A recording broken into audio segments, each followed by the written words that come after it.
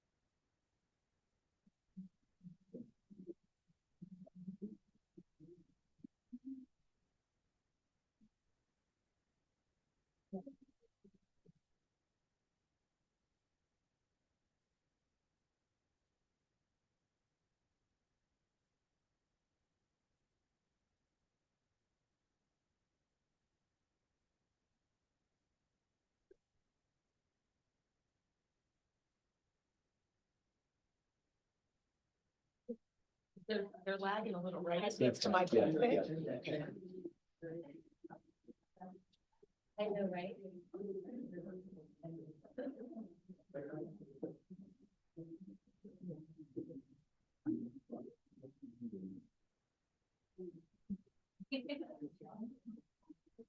How was your lunch? He's like, I have a story. Oh, thank you. Oh, yeah.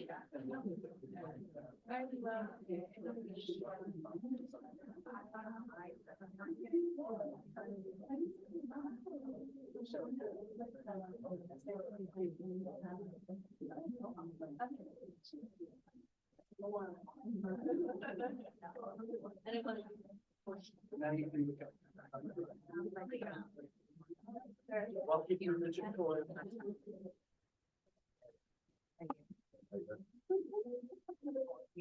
Good to see you.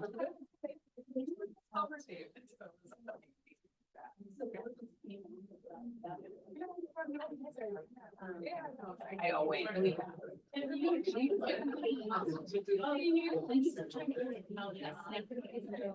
Oh, no, you're fine.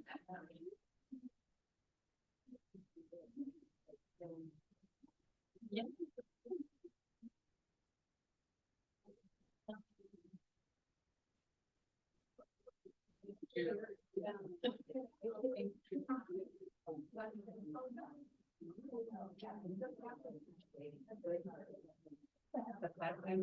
Probably.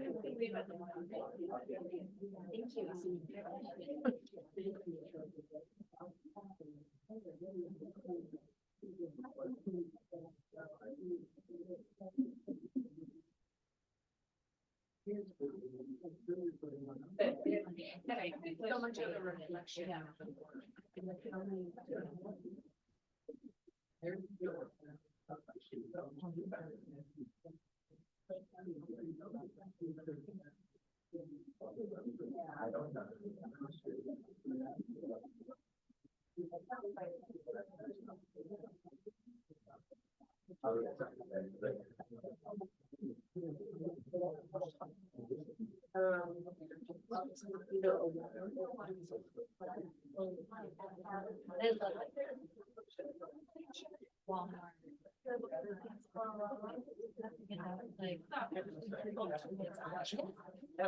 All I do.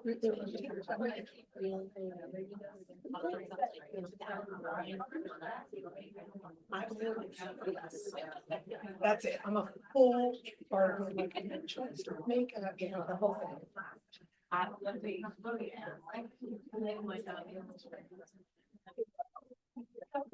you know, and I think really, I'm not gonna do what I'll ask. I'm not gonna be. I'll ask. Oh my gosh. I feel like it's just. Do it. I'll ask. I don't know. Yeah,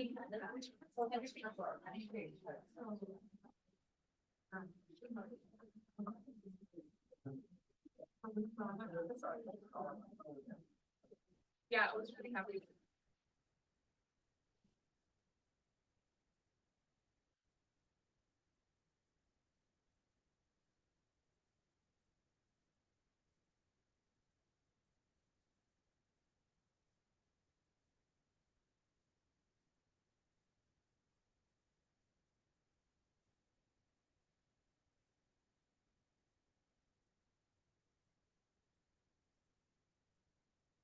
Put it back up. Why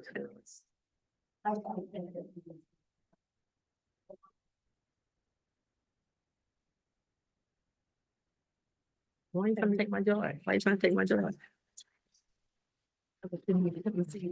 Please, please, bring it back, please. Good afternoon, all. Let me get some glasses other than some sunglasses, so you don't think I'm like trying to be cool or something. As opposed to just having the wrong glasses on. Let me go ahead and call the meeting to order. It's my understanding that there are no AB 2449 remote requests for this meeting. correct? Confirming that is correct. Confirming that is correct. Thank you very much. Can we go ahead and call roll to establish our quorum? Robert Byrd, Yes. Alma Cortez, Yes. Barbara Ferrer, Yes. Astrid Hager, Yeah. Abigail Marquez. Yeah. Summer McBride, Yes.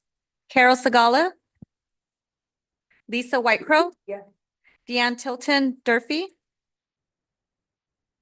Jacqueline McCroskey. Yeah. Alejandra Albran Moses, Yes.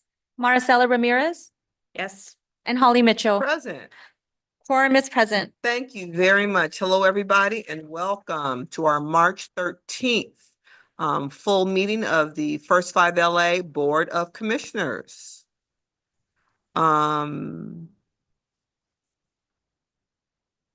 Do we, agenda item 3 is an informational item on the 2025 board meeting schedule, overview of the 2025 legislation. We're going to hear from council to report on our closed session experience. Chair, the board met in closed session regarding the one item on the posted agenda and took no reportable action. Excellent. Thank you very much. Mr. Steele, appreciate your support. Let's move on to agenda item 4, which is an action item, colleagues. It's our consent agenda.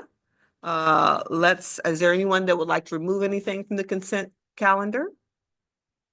Seeing no one, is there public comment on agenda item 4, our consent items? Confirming there are no public comments on this agenda item. I'll entertain a motion to approve the consent agenda.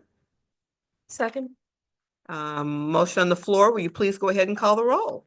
Robert Byrd, Yes. Alma Cortez, Yes. Barbara Ferrer, Yes. Astrid Hager, Abigail Marquez, Summer McBride, Yes. Lisa Whitecrow, Yeah. and Holly Mitchell. Yes. Motion is passed. We're going to move on to agenda item number 5, which is your favorite item of the meeting. It's your chair's report. I'd like to welcome back everyone here and appreciate all the critical work that's happening to support our community and our shared constituency, those LA County residents under 5 years old, and working together. I know we're going to accomplish the vision, our shared vision, and deliver really important services that they are expecting us to do. We know some of the challenges ahead of us. We talked about that during our little lunch break together. I am clear that our new strategic plan is going to be our North Star to help guide the work of the commission and help guide the work of the staff of First 5 LA. And we're really is going to serve as a model and a beacon of inspiration to others across the county and country who are doing this work. Wanted to share with you all, I don't remember if I've shared with you, Madam Executive Director, that I am pleased to be serving on the CSAC Child Care Working Group comprised of county supervisors and other professionals from across the state. I'm also CSAC's chair of their Health and Human Services Committee. So that will be another space and opportunity for me to continue to elevate issues that are important to our First Five Commission. Over the course of the year, the CSAC Child Care Working Group will identify additional advocacy or other opportunities for CSAC and counties to engage on childcare. I know that was important to you, yes. To grow relationships with stakeholders in the childcare space and identify potential partnerships for counties. We'll also be working to develop a clear understanding of California's subsidized and market rate childcare system, including the unmet needs and how lack of access to childcare impacts counties directly and indirectly. And so that will be some of the work I continue to do and represent First Five LA in that space. And so I hope that you will continue to support me in that. Lastly, I'll say I think we've got a date for our Sacramento trip. And so I'm really hoping that we get as many of you, I can convince as many of you as possible to go. Commissioner Cortez and I had a fabulous time last year. And so join the party, commissioners. Just kidding. It really is an opportunity for us to come forward and share with the state legislative leaders why this constituency and why the work of First Five across the state, but First Five LA is really critically important. So I hope that you will join us. Any questions or comments on the chair's report? Any public comment on the chair's report? Confirming there are no public comments on the chair's report. Thank you. I appreciate that. With that, let's move on to agenda item 6, which is the President CEO report. Carla. Thank you so much, Chair Mitchell. Linda, if we could pull up the slides deck for the updates today, we're going to focus on federal LA fires and the strategic plan. I want to start with the federal landscape. The chaos from the federal government has really been relentless at a time when our community is dealing with the LA fires. I am so grateful to be in California, in Los Angeles, and part of First Five Los Angeles, where we are unapologetic about the values that drive us. We are working with our team members, staff, partners, the commission to ensure that we are lifting up the value of equity, that we are lifting up important issues to eradicate issues around poverty and racial disparities. And we are in solidarity with our LGBTQ communities as they experience attacks from the federal administration. And we welcome immigrants. We had a really important conversation in this board in February regarding immigrant and immigrant supports. And the reason I am so proud to be in this community is because as diverse as this community is, we are really, really clear that if we see injustice anywhere, it means that there will be injustice. If we see injustice anywhere, it means that we have to protect justice everywhere. Today's meeting is really focused on this. We're going to focus on what First Five Los Angeles in partnership with others is focused on. And I want to pay a little bit of attention before diving into the strategic plan on what's happening at the federal level and what it means for our work really, really concretely. So first, if we stay on the first slide, thanks, Linda. Chris from the California Budget and Policy Center shared in February that 1/3 of California's budget comes from the federal government. This means that here are the areas that would be impacted. As a reminder, the California Budget and Policy Center shared a document that states that 62% of Medi-Cal comes from the feds, 99% of CalFresh comes from the feds, about 34% of our funding related to childcare and development also comes from the federal government, and 64% of CalWORKs are funded by federal dollars. This is the funding that is interconnected with all the work we are doing here.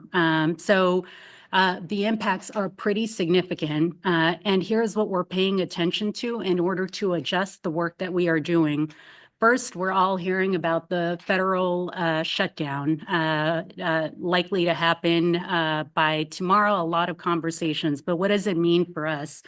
So one, as the Senate and the House are in the process of drafting this reconciliation bill, they are looking at about $880 million cut. And most likely this is going to come from Medicaid.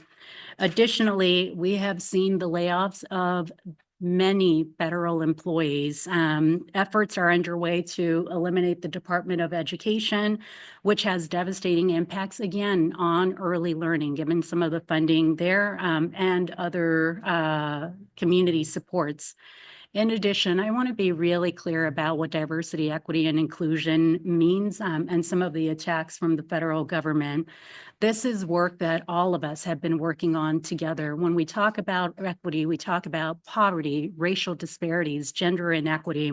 And a really, really concrete example is in the federal government, there's the Office of Civil Rights with the Department of Education. And I want to highlight what the layoffs there have mean. There's been a soft closing of the Office of Civil Rights.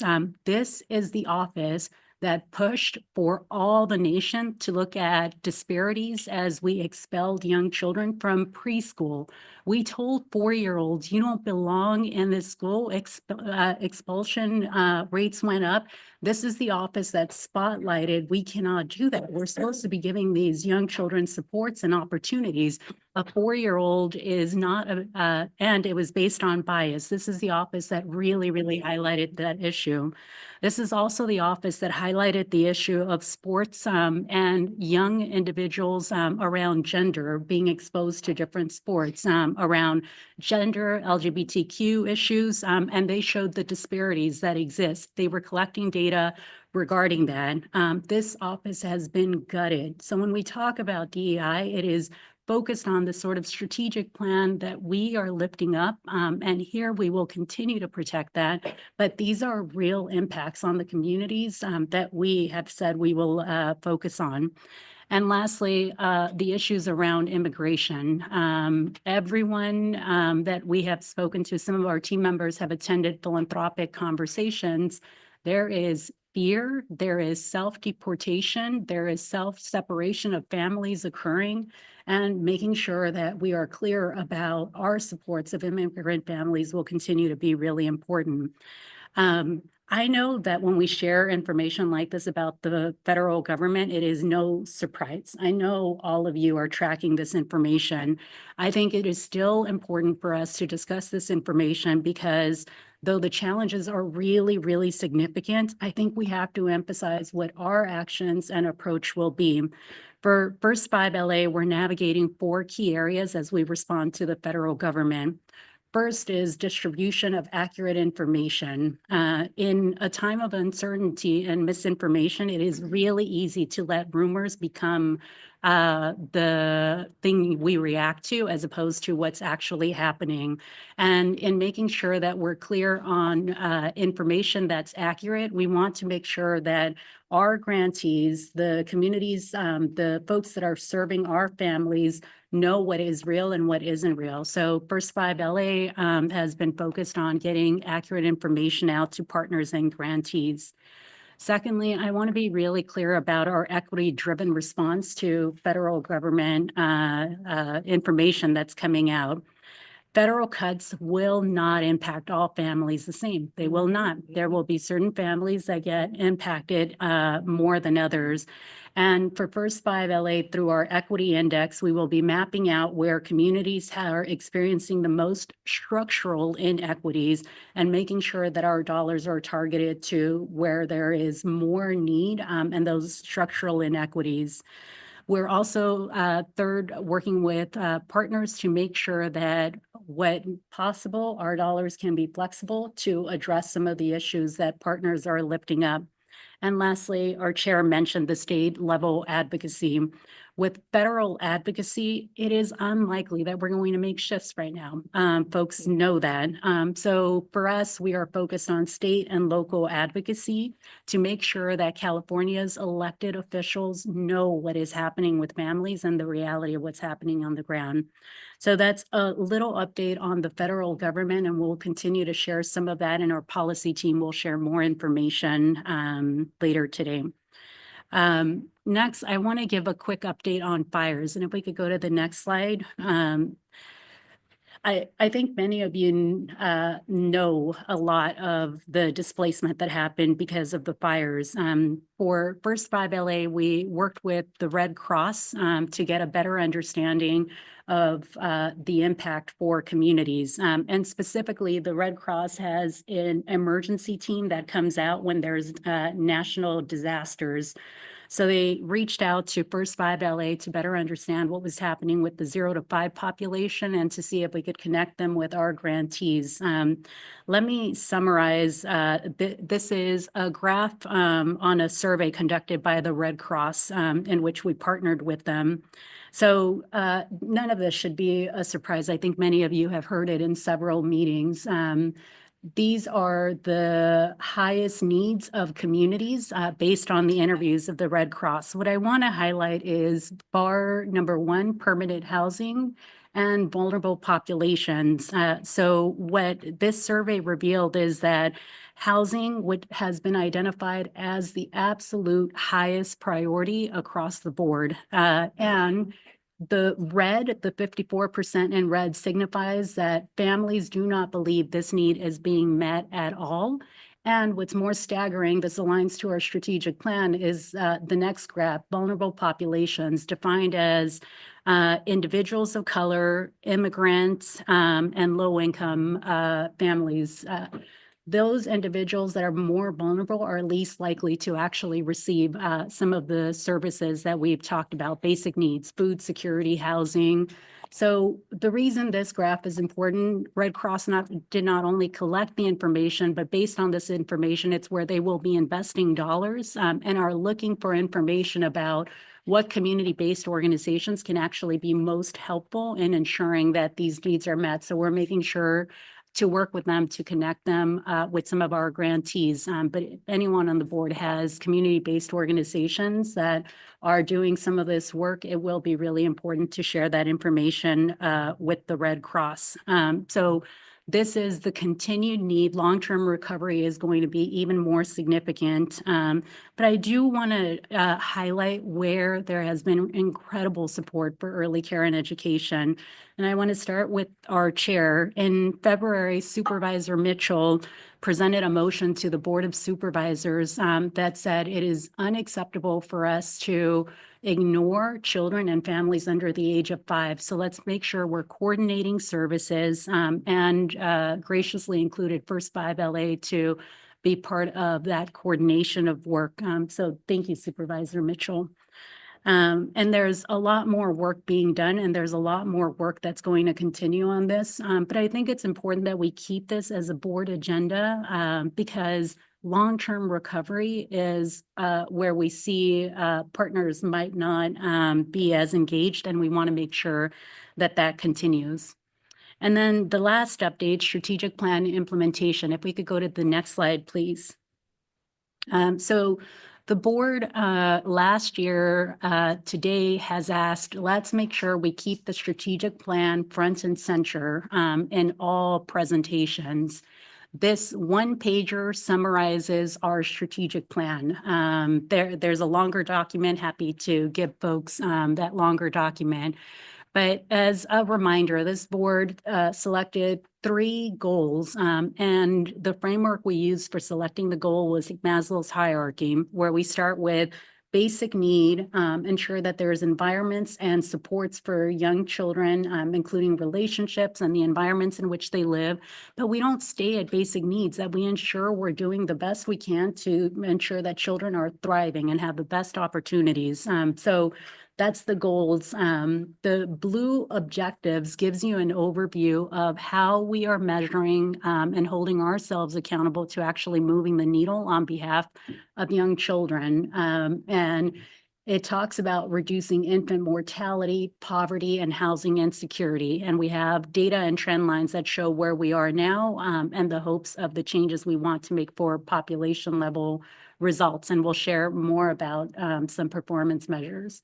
In the objectives, we're also clear, we don't only want to reduce negative impact, we actually want to increase positive and strengthen opportunities for young children. So we talk about increasing supports for maternal depression. We talk about opportunities for healthy foods and open space, green space for young children. That's environment and relationships. And for children to thrive, we talk about increasing access to early care and education, making sure that we're looking at early intervention services, and that we're keeping culturally affirming programs in mind. So this is a reminder of the strategic plan. The purple talks about the initiatives. If we go to the next slide, the board has asked, how are we organizing our discussions to make sure that the strategic plan is front and center? So in February, we gave you the calendar that shows the conversations we will be having, and we could print these out. Apologies, know that it's really small. This was part of the packet in February. Today, we are focusing on the first initiative, Prevention First, but we have each initiative listed for you. And what we will do for each initiative discussion is share, here's the current work that we are doing, here's how we're advancing opportunities in the objectives, and work that we're exploring. And today we'll share a little bit about that, but we'll do that for all initiatives.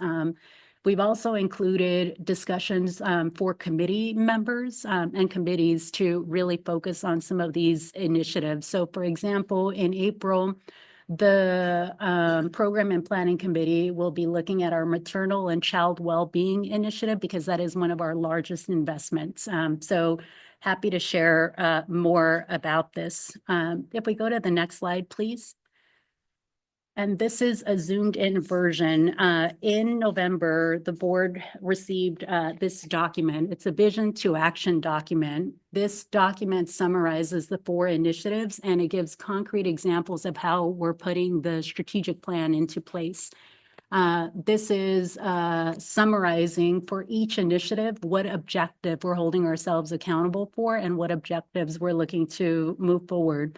So today we're going to focus on prevention first. And in the prevention first discussion, we want to elevate this board and community members were really clear. We must align our work to the prevention work that the county is doing. And the reason for that is because we're collectively looking at the same population. That work is focused on 2 things: prevention, that's support and resources to stop the occurrence or worsening of negative outcomes, and promotion to make sure we strengthen those things that already exist in communities. For today's discussion, I want to be really, really clear. You will hear from the county with Dr. Tamara Hunter and Christina Meza, and they will share work that First 5 LA in partnership is already doing. And then second, you will hear from partners that are sharing information about work we want to explore, like housing and opportunities for guaranteed basic income. So 2 different paths for the discussion. So in closing, I think it's really important that we think about the challenges that we have based on the fires in the federal government, and not lose focus on what we all worked really hard on. We worked really hard on a strategic plan that says we have to focus on root causes for why we do not see certain outcomes for those children that are most vulnerable. And I think today's discussion will share ways that we could be innovative and are being innovative on some of that work. So a little longer opening remarks today, Chair, but wanted to share that there's a lot happening and wanted to focus on our strategic plan. I appreciate that. I see people kind of going through their notebooks. Are your slides in the documents we received? No. And so can we get Yes. those last kind of Yes. visuals with regard to the strategic plan? Yes. That'd be helpful. Questions, Dr. Ferrer? Yeah, no, thanks so much. I really appreciated the clarity, Carla. I want to just add a couple of things. One is, I think we should still focus on federal policy. Because, I'm just gonna say, the CDC, the person that was put forward for the CDC director is no longer the person that is gonna be the CDC director. And they've withdrawn his nomination. That didn't just happen. So I think we just have to be strategic about what we're focusing on, but, I do think that there are some opportunities at the federal level, and, I would hate for us to completely give up, given sort of the magnitude of the damage. So I would just say, like, from my perspective, I think we're totally right. Local and state is where a lot of the work can get done still.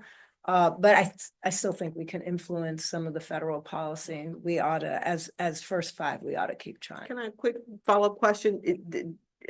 Is there like we do Sacramento Day, does First Five California or whoever do a federal?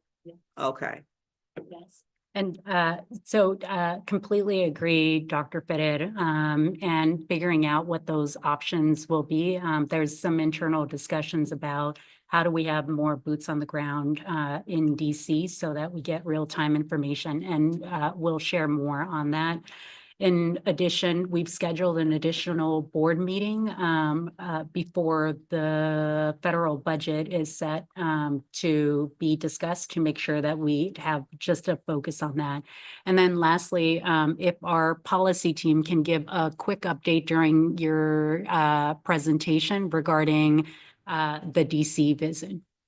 Yeah, I think that would be great. And again, some of us belong to trade associations or boards that are going to DC and can lift up some of the, issues related to families with small children. The second thing, I wasn't sure if you knew, we chair a task force, fire recovery task force on health and social services. And I just sent it to you, Carla. We did a point in time survey. I think we had over, like maybe 2,400 respondents. These are people in the Eaton burn areas and in the Palisades burn areas. And some of the data from Red Cross is a little bit different. So I would I think it would be helpful to look at this information, mostly because what we're hearing, and again, these are people who have been heavily impacted, not just people who might have gone to shelters or used Red Cross services, is a lot of need around mental health and physical health. So I just lift that up because the number one issue was mental health. Right. It was like just so much trauma and such hard times for people. And, all family members were sort of impacted by that.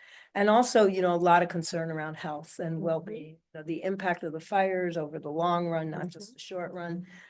So I want to just offer to share. We have the preliminary results. I sent them to you. There'll be a full report, I think, in a week, because we've now stopped the survey, but we had a lot of folks respond and provided us with like a wealth of information. Will other commissioners? Yeah, will it be I sent it. I don't Okay, have great. everyone's email, but yes, everyone can have it. Okay, great. I sent it to Please, Carla. yes.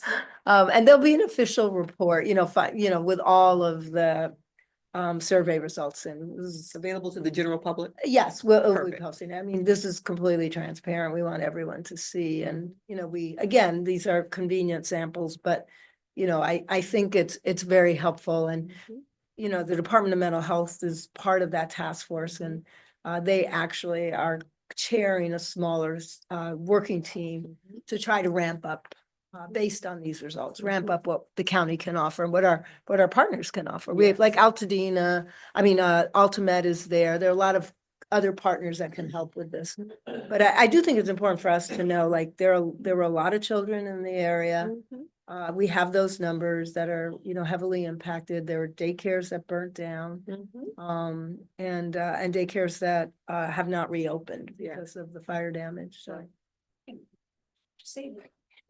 the challenge is always, how do we hear from children 0 to 5? yes, So the mental health issues will be identified by the adults, and children 0 to 5 will be spoken for, but not from. Yes. So that's or we'll the see, challenge. you know, adverse outcomes Yeah. in children Right. 0 to Yeah. 5. So, Right. you know, especially children not back at daycare, not back at school. I Yeah. mean, we've gone through this and, you know, just the impact fleeing their homes. I mean, Mhm. we literally have families that were fleeing with fire, you know, burning right next to them. I mean, Mhm. those are horribly scary Traumatic times. experiences. So. Thank you. Any other comments? Yes. I just wanted to call out something you had mentioned in your report that I really appreciate. I think it was back in, I don't know, like October, November, that we first really heard about the equity index. And I just want to really thank you and your team for having the foresight to put that together, not knowing how acutely it would be needed right now. With everything going on, being able to identify the disparities in the services and provide more targeted support as needed. So I just wanted to thank you for that. Any other comments? Any public comment on agenda item 6? Confirming there are no public comments on agenda item 6. Thank you. Thank you, Carla, very much for the presentation, helpful.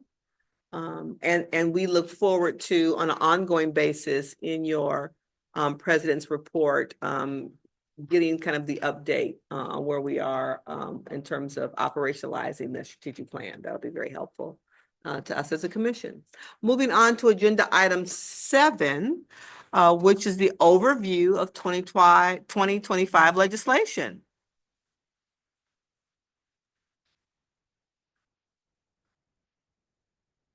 We're going to hear from our Vice President of Community Engagement. Did you have a date for the Sacramento? I did not see the date for the Sacramento trip. I bet they are. Yes, I'll give the drum roll. Ooh. Thank you both.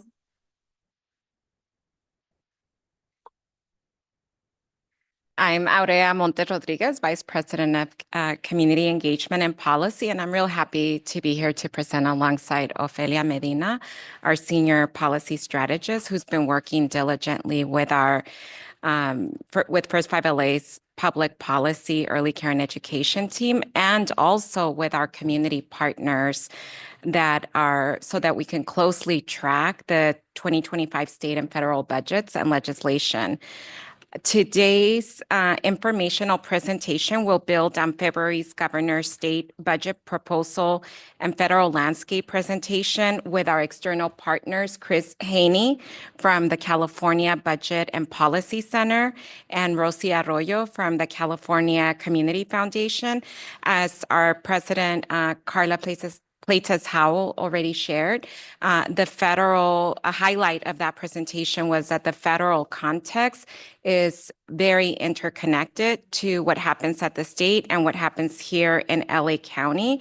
And we are particularly focused on how the decisions are impacting children under 5 and their family. So today we're going to focus on the state and federal legislation. We'll do an overview and also on the 2025 advocacy roadmap and our plans for our engagement with you, our board, throughout the year. And some of that important work has already been highlighted by our president, but we'll talk about it as well. We know that a lot is happening and that the landscape is moving quickly. So we want to take time and hear from you and how your agencies and the partners that you are working with are responding to the broader policy changes, including the bills that we'll touch on in a few minutes. So in terms of context setting for this presentation, we are tracking and doing analysis of legislation at the federal and state levels for Medicaid, Medi-Cal, since it is such a big part of the budget, but more importantly, a need in our county and state, SNAP, CalFresh for food security, subsidized programs for childcare and other safety net programs, early care education, and transitional kinder, since the state budget proposal does include full funding to implement, and also on housing, because there was a tremendous need for housing before the devastating fires. And we're coordinating closely with CBOs, with our partners in the public sector and in philanthropy, while also paying attention to the budget and legislative decisions and executive orders affecting immigrant children and their families and recovery efforts in response to the fires. So Supervisor and Madam Chair, thank you for the motion on supporting the needs of recovery needs for childcare centers. And Vice Chair Summer McBride, thank you for also speaking on the important item. We also have been tracking closely with the City of Los Angeles on the executive order to support the rebuilding of the childcare centers within the city boundaries as well. And in addition to the work with the Red Cross, we want to share that our philanthropic partners did reach out to us in regards to the fire fund that came out of the celebrity concert that was done to support communities impacted by the fires. And we were able to lift up and identify the work of community-based organizations in the affected areas, and a number of those organizations were included in the funding allocation. So we will continue to do that work with our community partners as well. Lastly, we have a date, so please mark your calendars for Advocacy Day. It is April 28th, and we want to see all of you join us on Monday, April 28th. So please hold your calendars for that day. So with that, I'll turn it to Ofelia. Thank you. Good afternoon, Commissioners. Or can I just say, having organized a lot of advocacy days, having attended a lot, having been the recipient of a lot of those meetings, First Five, I came back and told you, did an extraordinary job in terms of prepping us, moving us from point A to point B, allowing us to divide and conquer. So hats off to the staff for doing that very well. I just want you all to know that they manage us really well. And you'll have all the resources you need and white papers to be able to very easily communicate, the data. But what's most important, from my perspective, is for our legislative leaders just to see us and know us. And we are in their communities, from their communities, and the expertise you all bring to this topic and to this conversation on behalf of their constituents as well. So your presence there, but the staff really make it as seamless and as easy as possible. So again, tip my hat to you all. Thank you. Thank you so much for that. So to ground us to this conversation, so you all start getting prepared for April 28th. I first want to provide you with a recap of our First 5 LA multi-year policy agenda. Last year, you approved our 2025-2029 policy agenda, which is anchored in the 3 First 5 LA strategic plan goals that children prenatal to age 5 and their families have their basic needs met, have nurturing relationships and environments, and have a solid foundation for well-being, lifelong learning, and success. You should have a printout in front of you. So while I won't go through every single point or priority, I do want to highlight that our multi-year policy agenda illustrates First 5's commitment to further our strategic plan goals and objectives, which you'll all see reflected in the policy agenda language. So for example, on our first policy goal around basic needs, First 5 is committed to supporting, strengthening, and promoting policies focused on ensuring that young children and their families have their basic needs met. And you'll see that in the areas of housing and prevention, specifically in the language of our policy agenda. First, Friday, February 21st was the last day for members to introduce bills. This year, the Senate and the Assembly members had a reduced number of bills each of them could carry, from 50 in the Senate to 60 in the Assembly, to a total of 35 for both chambers over the next 2 years. This means that offices were being significantly more deliberate in developing their own legislative agendas. However, we still saw a total of 2,278 bills submitted by the deadline. Many bills also continue to be spot bills or placeholder bills whose language will be replaced at some point. So the bills that we are bringing to you in front of you today are bills that we're currently supporting, analyzing, or just monitoring. In our first goal that children prenatal to age 5 and their families have their basic needs met, we're currently tracking AB 55 and supporting AB 607. AB 607 by Assemblymember Celeste Rodriguez is the CalWORKS home visiting bill. This bill would extend the length of the CalWORKS home visiting program to a total duration of the applicable home visiting program model.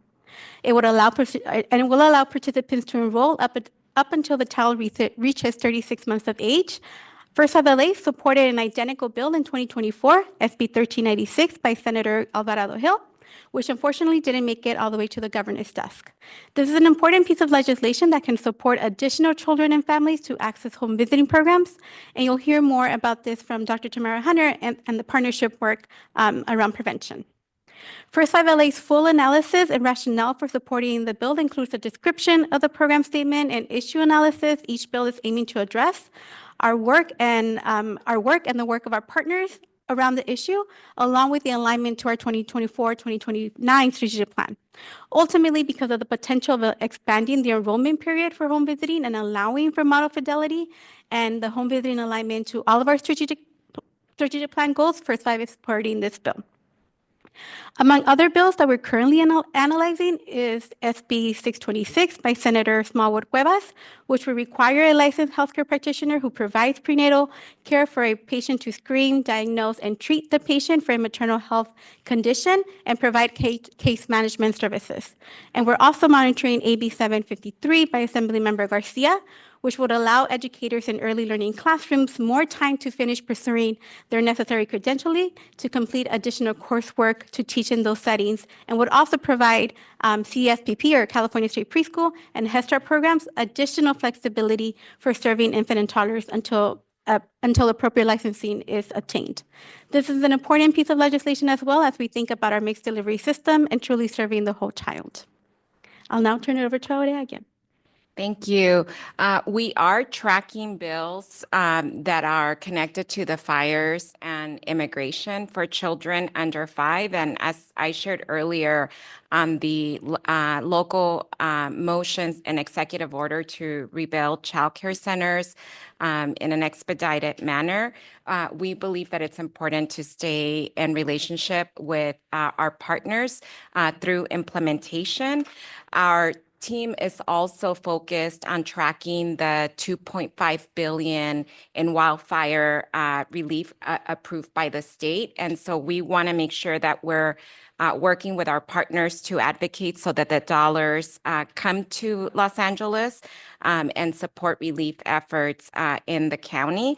And if you look at the slide on the projector on the screens, the first 3 bills, as I shared, are connected to the fires. The first bill is looking at continued occupancy of guests of a motel, hotel, or short-term lodging, and that it would not constitute new tenancy if the guest is living there as a result of losing their residence in wildfire in LA County. The next one is around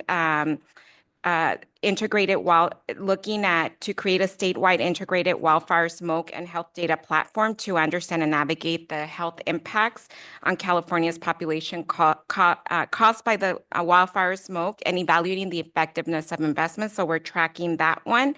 And the third one is looking at a state task force focused in LA County to make sure that the recovery efforts are moving smoothly. I want to transition to the immigration bills. There is one bill, you'll see 3 on the slide. There is one that we are supporting, and it's AB 49, Assemblymember Almer Atsushi, which will provide and strengthen guidelines for early learning programs across the mixed delivery system, including childcare and TK classrooms, so transitional kinder, on how to navigate interactions with immigration enforcement. And so that is a bill that we are supporting. The other 2, SB 48 and AB 495, we're tracking. One is around interactions with law enforcement in childcare centers and other school settings. And the second one, AB 495, is having a safety plan in the case that a parent is detained or deported. And so with that, I'll turn it to Ofelia so that she can talk about the federal landscape and Thank- budget and legislation. Thank you. Yes, Help me for the chart. yes. If I noticed, there's some bills we're supporting, there's some we're tracking. If that could be noted some way on our chart. We can do that, yes. Okay. There are only 2 bills that we are supporting based on our analysis now, and so we will make that distinction Okay, so moving tell me, forward. because I think I've got stars on 5. I thought we were supporting. So which are we supporting? AB 49 Uh-huh. and AB 607. yes. And AB 607, Yes. okay. The others, we're doing the analysis for now, and Got so it. we'll bring back to you once we have a position. One more suggestion, might just be me, but there's a lot of very new unfamiliar names on this list. Yes. And so if you could just tell us which members are LA County We can do that, of yes. the authors of the bills, just so we know, we can start by memorizing our LA County new legislators, and then the rest will come. Both bills that we're supporting are by members of LA County. LA County, Yes. great. So just on the chart, if you just put a little LA or a Yes. little asterisk, something, just so we know who's LA County. Will do. Thank you. So moving on to federal, DC has been a bit busy. Congress does have until tomorrow to pass a continuing resolution or CR in order to avoid a shutdown. Republicans have proposed to extend at flat levels through September 30th. And consensus is what we're hearing is that it might pass. But however, we are seeing any flat level funding is essentially a cut to our priority since we know that all costs rise every year. But we are seeing a proposed to just flatline to continue the continuing resolution. As Carla mentioned, one of our teams is currently in DC as part of the LA Chamber's Access DC to continue advocating for partners for federal investment, especially as the fiscal 26 appropriations negotiations start. However, before Access DC, First of LA, along with First of California and other partners, including Crystal Stairs, LAUSD, and others, coordinated an early Childhood Federal Advocacy Day, where we met with 13 federal members and their offices to discuss those federal opportunities that we heard earlier today. So we'll continue to do that advocacy throughout the year as well. We're also monitoring a variety of other issues that might be potentially impacted by congressional and/or administrative action, such as potential cuts to SNAP and Medicaid through the budget resolution that Congress is working on. And we continue monitoring immigration, though nothing has changed in terms of accessing the services and programs children in mixed status families qualify for. In terms of legislation, we're starting to see bill introductions in this new Congress, and we're in the process of also analyzing federal bills that align to our multi-year policy agenda. We're starting with the 3 bills that you see listed in the PowerPoint regarding increased childcare affordability, the EC workforce, and protecting our immigrant families. For our advocacy roadmap and board engagement, here are some key dates that we look forward in our advocacy activities in 2025. As we mentioned before, February 21st was the last day for bills to be introduced, and we're currently taking a double, even triple look at the bills, especially those that are spot bills and where the language might continue to change. Regardless, from now until April, policy committees and appropriation committees will continue to review bills. In between that, on April 28th, we'll have our annual First 5 LA Advocacy Day. You'll be able to you'll get an invitation, official invitation in your email early next week. Our advocacy efforts will help inform the June final state budget, which is the deadline is June 15th. And leading up to September 12th, which is the last day for the legislative session, and then October 12th, which is the last day for the governor to sign or veto any bills. And then I'm going to turn it over to Aurea. So now for the very important part of our discussion, we want to hear from you, commissioners. We want to know how your agencies and partners are responding to the broader policy landscape, including the bills that we presented, and anything that you may want to share in terms of emerging concerns or themes on how these policies may affect children under 5.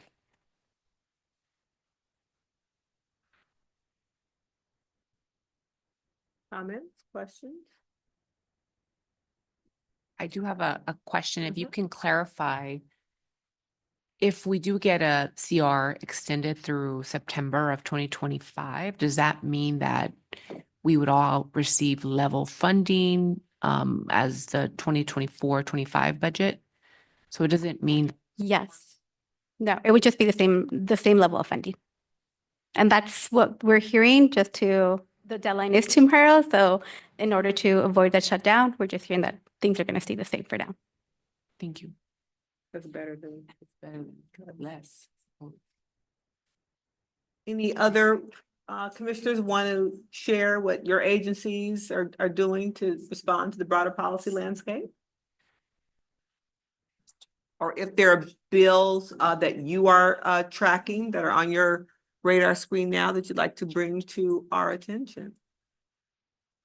I would just say that the County Board of Supervisors Sacramento Day week is, I think it's actually next week, and we've got a pretty broad kind of agenda of, well, the legislative, we've already passed some 5 signature letters, but there will be some additional bills that we'll be, talking about, but we'll be also talking about budget strategy. It was just shared yesterday that the state is looking for, I think the number I saw political was like $8 billion. I could be wrong, to plug their existing Medi-Cal hole. And I scanned the article, I will admit it. And I'm assuming that's just based on current federal dollars compared to need. And does it even factor in if any of the Medicaid proposed cuts come into fruition? So that, I think I couldn't bring myself to read the article as beyond the couple first paragraphs when I realized the magnitude of that. So it's dire straits. It is. Any questions or comments of Adia or Ophelia? Helpful as always. Thank you. Thank you. All right. Yeah. Oh, yes, please, Commissioner. Thank you again for the presentation. I think it's really, really helpful. And I think that potentially the lack of comments are based on the fact that I think people are just very overwhelmed with everything that's happening. So this is wonderful. And I think it's also wonderful to be able to have potentially a space in various kind of community spaces to kind of give people kind of a breakdown of what they should be advocating for or what they should be pushing their people for. Not enough people know how to do that, and not in the right way, or who to reach out to, or that just calling their representatives is a small thing that means a big deal. So I just wanted to add that. It's because I think that's really helpful, but I personally feel that overwhelm when I speak to my students who are parents. They're very overwhelmed and they're just trying to get through everything. Thank you. Me too, Commissioner. Appreciate that, Commissioner. And, one of the conversations that we are having internally is how, and our President Carla Pleites spoke to, how do we get information from DC that's accurate and timely to our community-based organizational partners, because they are reaching out and they're supporting each other, but just the level of information that's coming and the different sources creates real challenges. So we are working on that internally. And, we should all give ourselves some grace because we can't validate the accuracy of the information that's coming out, but what's presented changes by the minute. Yes. So we have to, set up the infrastructure and have relationship and just understand the context in which we are all leading and surviving. One piece I would add in terms of the great timing of our meeting is it's right before the May revise. And I think the May revise, as has been the case in the last several years, is going to be what's closer to the real budget, because they'll just have the privilege of a little more time and a little more information and, I guess, clarity from the federal government to have a sense of what they're really dealing with. So, you all, I'm sure will begin to hear things and which will inform our advocacy leading up to May revise. So I would add that as the, why it's critical that we go and why the timing is so important, because it leads right up to the May revise. All right. Any public comment on agenda item 7? Confirming there are no public comments on agenda item 7. Thank you both for the presentation. Thank you. Appreciate it. Thank you, commissioners. So we're going to move on to the meat of today's meal. Item 8 is an informational item, and it's First 5 LA leveraging county partnerships and informing new work. With that, let me turn it over to our host of presenters. And let me just acknowledge, and who are the first group will be our own John Wagner, Executive Vice President of Family Systems and Human Resources, and my own Tamara Hunter, the Interim Executive Director of LA County's Prevention and Promotion Systems Governing Committee. And we will take our break after this first panel. Okay. Welcome and hello to you both. Thank you so much, Madam Chair, and good afternoon, commissioners, staff, and members of the public. Let's just make sure we're organized. It's great to be with all of you and really excited to kick off this presentation this afternoon. My name's John Wagner. I'm with First 5 LA. And I will just a couple points of context. We will be having this presentation and this discussion in 2 sections just because of the number of speakers. So I'm very fortunate to be joined with Dr. Hunter, who I'll introduce in a minute. But there will be a second phase of this presentation as well after the break. And a lot of the speakers that you'll be hearing from are actually some of the external partners and experts that you yourself identified last fall when we asked, who do you want to hear from in 2025? So we're really excited to be bringing these partners and experts forward. So for today's panel, you see the agenda. We will do a little bit of introduction and contextual remarks, some of which it builds on Carla's, our president's remarks earlier. And we'll also include a little bit of context setting with some data. Then we'll get into a presentation of our prevention work and how it is aligned with the prevention work of the county, specifically the Prevention and Promotion Services Governance Committee. We'll have a chance to go into more of a discussion, a focused discussion on housing, which is related to the area of prevention, which we'll be discussing. And then we'll wrap up with community engagement and the work both at the city as well as the county and some of the thinking of First 5 LA on poverty alleviation, given the importance of poverty on the populations we're talking about.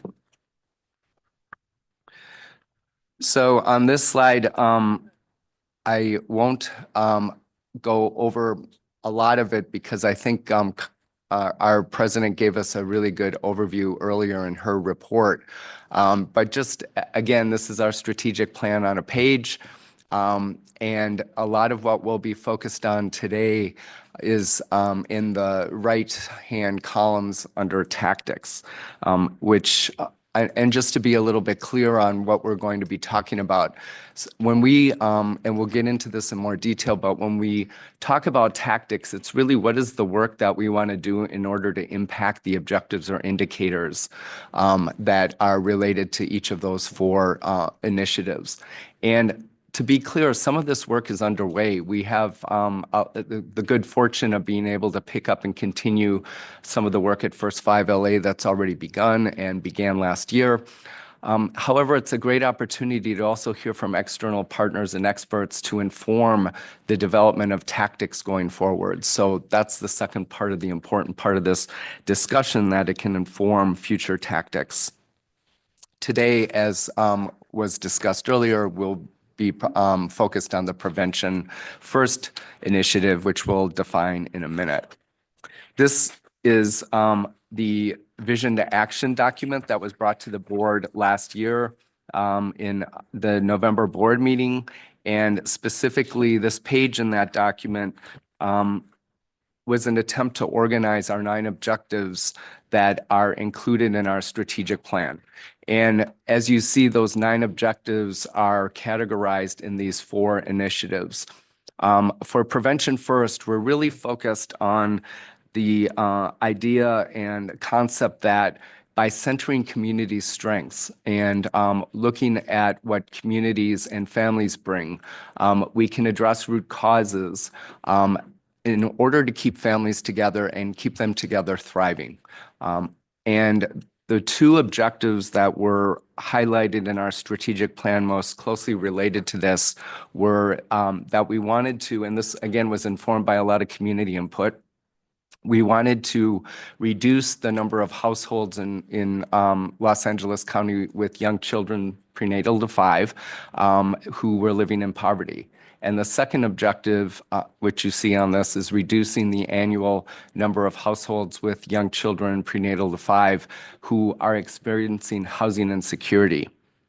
Above and beyond that, however, as Carla mentioned, we are adopting the framework of the county to the prevention framework, which is what you'll be hearing more about from Dr. Hunter in looking at ways in which to connect families to services and supports to prevent things that might mitigate families not being able to be together and thrive, as well as promote those supports and connections to resources that promote child and family well-being. So that is really our focus in the first initiative, Prevention First. On this slide, again, in that same document that the board saw last fall, we provided some initial thinking to the board on work that we could begin undertaking in 2025. And we spelled out 3 areas.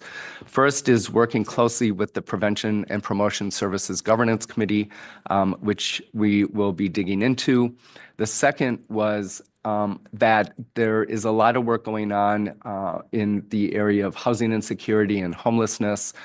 First 5 LA does not have a really deep investment in that area. And so rather than recreate what others are doing and what other experts are doing, we wanted to undertake a landscape of opportunities and find out where there were some policy and advocacy opportunities, especially to advocate for families with young children and where those opportunities might arise. So we'll hear a little bit about that.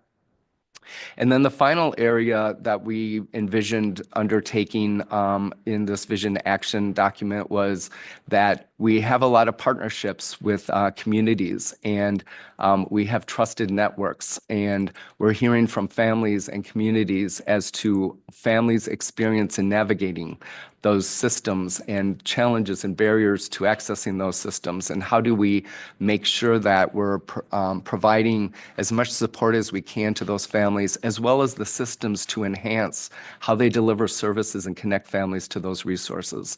So we'll be digging into that as well. So as mentioned on this slide, we are partnering with many, and even in spite of that, I think even though you're going to be hearing from a number of partners focused on prevention, you're going to be seeing the different vantage points and different lenses that they're bringing to this work. Having said that, there are some fairly consistent and important themes and through lines that we're learning from these partnerships. First is that we're focused in our definition of keeping families together by focusing on housing and poverty alleviation, but we're also aligning to what the PPSGC is learning as far as connecting families to services and supports and promotion. The second is that input from families and communities is really, really important. This board was very committed to that. In our strategic planning process, we had community input sessions. Community input was the foundation of a lot of the work in our strategic plan. And that's not unique to us. The PPSGC has done that. The poverty alleviation work, both by the city and the county, has done that. And so community engagement and input is really critical to this work. Finding ways to work across these trusted partners and networks. Given the conversation we just had with the chaos and the uncertainty, who are you going to rely on? What are the trusted partners? How do we leverage each other in order to advance this work together? And then also using the experience of families and communities in trying to navigate these systems and supports. What does that experience tell us? What are the challenges and barriers, and how do we use that to advocate and improve those very systems? And then, of course, as we've said multiple times just in this meeting and previously, how do we apply an equity lens to this work? So the next few slides before I introduce the first speaker on our panel, I just want to acknowledge the data that we're providing is really meant to be context. This is pulled from a report by the Children's Data Network, CDN.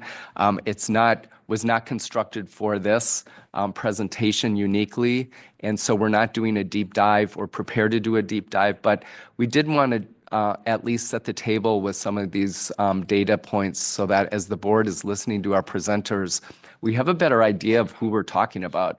How many kids are we talking about? Where are they? How are they already connected to services? So in this first slide on data, you see, roughly 500,000 children in Los Angeles County under the age of 5 by SPA. And we see concentrations in SPA 2, SPA 3, and SPA 8, where those 3 SPAs comprise just over the majority, or 54%, of the children under 5 in Los Angeles County.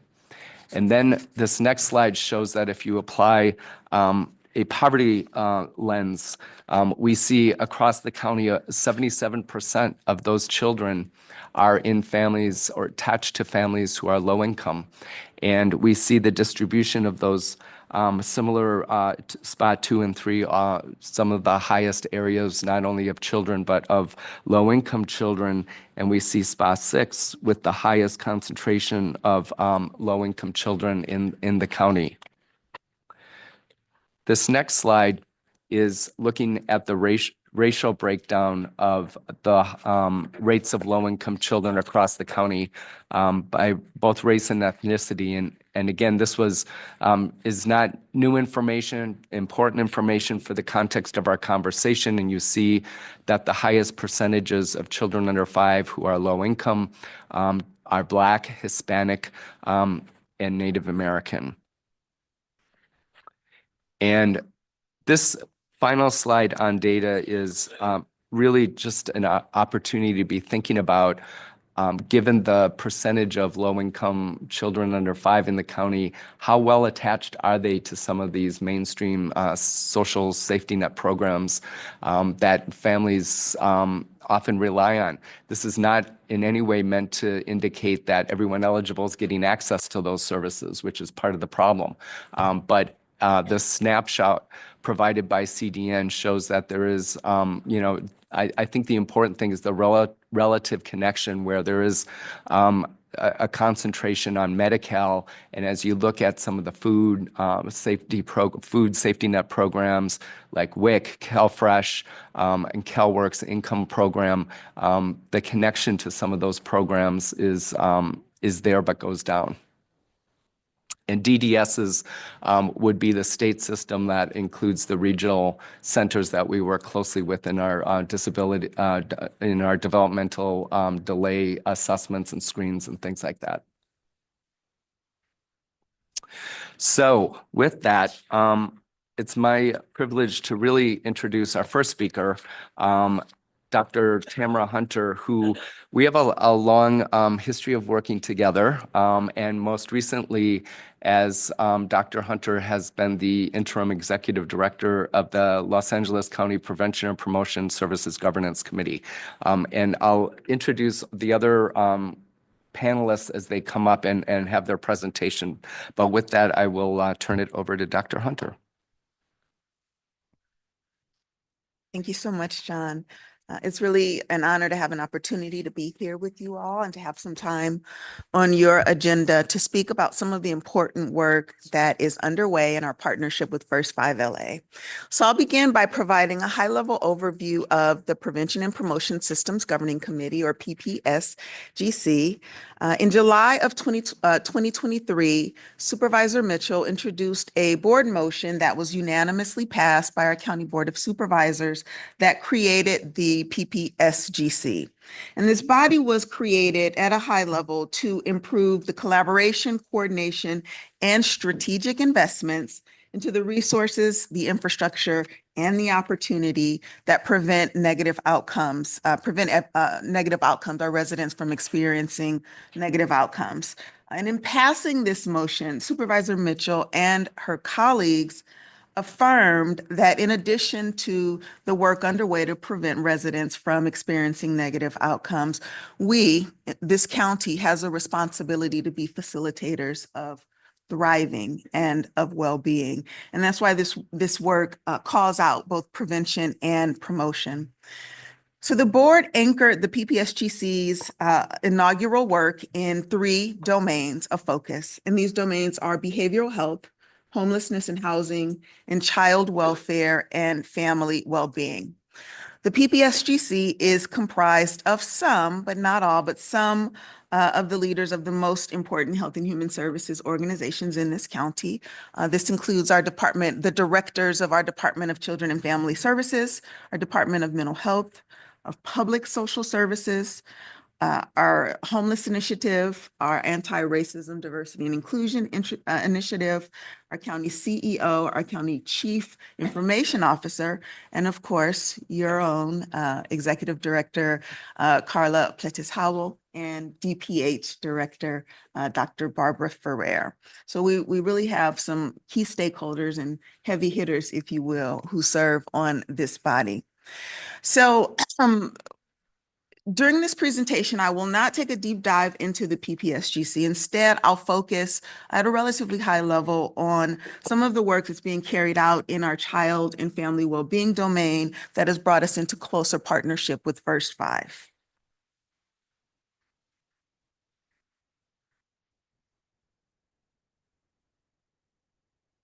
So for our child and family well-being domain, our focal population is families with young children, children age 5 and under.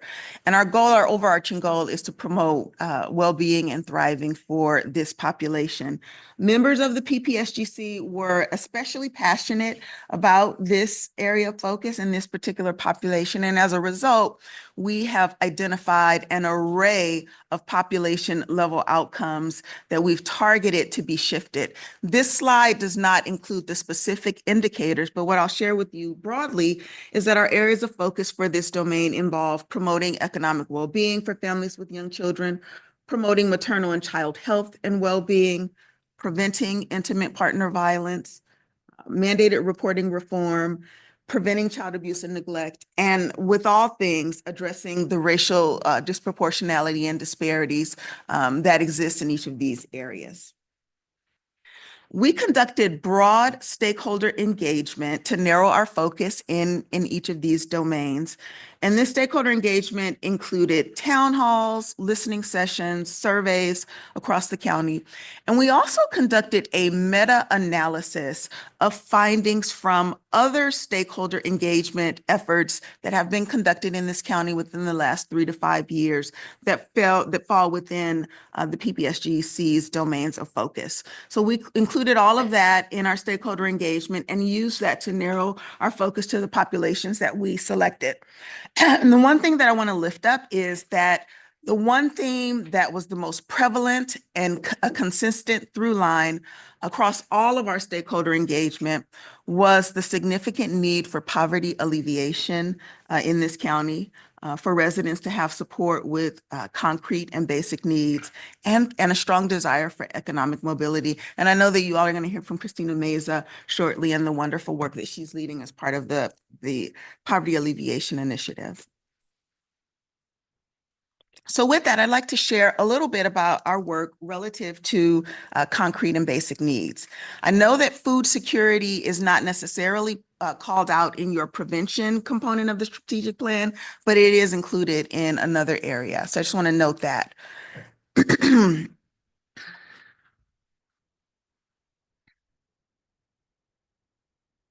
In December of last year, the PPSGC was named lead in a board motion that directed us to examine the food security landscape for families with young children aged 5 and under, and to develop recommendations to strengthen this landscape. And as part of this work, we are conducting what we're calling a snapshot landscape analysis of what's underway. And as part of this, we have engaged sort of the key pillars of the food security safety net for this population. So this includes certainly WIC, it includes our Department of Public Social Services, Head Start, and we've also engaged stakeholders that are critically important to this population, such as healthcare providers and importantly, childcare providers, particularly home-based childcare providers. And in carrying out this work, we are working very closely with First 5 LA as well as with our county subject matter experts when it comes to food, all things food, and that is our Department of Public Health. This work is still underway, but there are some emerging findings that we'd like to lift up as part of this presentation. The first thing that I'll say, which may not come as a surprise to many of you, is that food insecurity is a significant issue for many, many families with young children in this county. A 2023 survey, the LA County Health Survey, found that 26% of families with children under age 5 reported experiencing food security. And within that, 15% reported experiencing low food security and 11% experienced very low food security. And there's disproportionality within those numbers. And despite this need for food and the levels of food insecurity in this county, we've also found that utilization of the available resources, the available food resources, is low. For example, WIC, utilization of WIC is low. And there are a number of factors that contribute to this. One of the top is that many families are not aware that they are in fact eligible for WIC. And analysis conducted by Children's Data Network revealed that data sharing is a key contributor to this, or I should say the lack of data sharing is a key contributor to this. For example, families that are eligible for Medi-Cal and are on Medi-Cal are essentially categorically eligible for WIC. But because these systems are not sharing data, WIC is unable to conduct the targeted outreach that would maximize and increase utilization. And that's just one example of a finding that has emerged from this. We are also finding that should come as no surprise, or will come as no surprise to any of us in this room, that what's happening at the federal level, the federal climate, is another factor that is contributing to food insecurity for this population in LA County. We are already seeing the impacts of the climate, the chilling effect, which of course is by design. And leaders of programs that serve families have shared with us that they're already observing drops in enrollment in families engaging in services and resources. Something that has also emerged from our work, it's really interesting, and that is that we're hearing from stakeholders that there is a need for someone to serve as a convener, to bring them together, to bring together the key stakeholders who work with families with young children around the issue of food security. They desire someone to bring them together and help convene them for shared learning, for problem solving, for strategic collaboration, and identifying opportunity for collective impact. To this extent, I'm really happy to share that we will be working with the Child Care Alliance on a convening for this spring to bring together key stakeholders in this area to begin having this discussion. I mentioned previously that food security food insecurity is especially significant among home-based childcare providers, many of whom are experiencing poverty themselves or are poverty adjacent. So we certainly look forward to our continued collaboration with First 5 on this work as it really begins to flourish.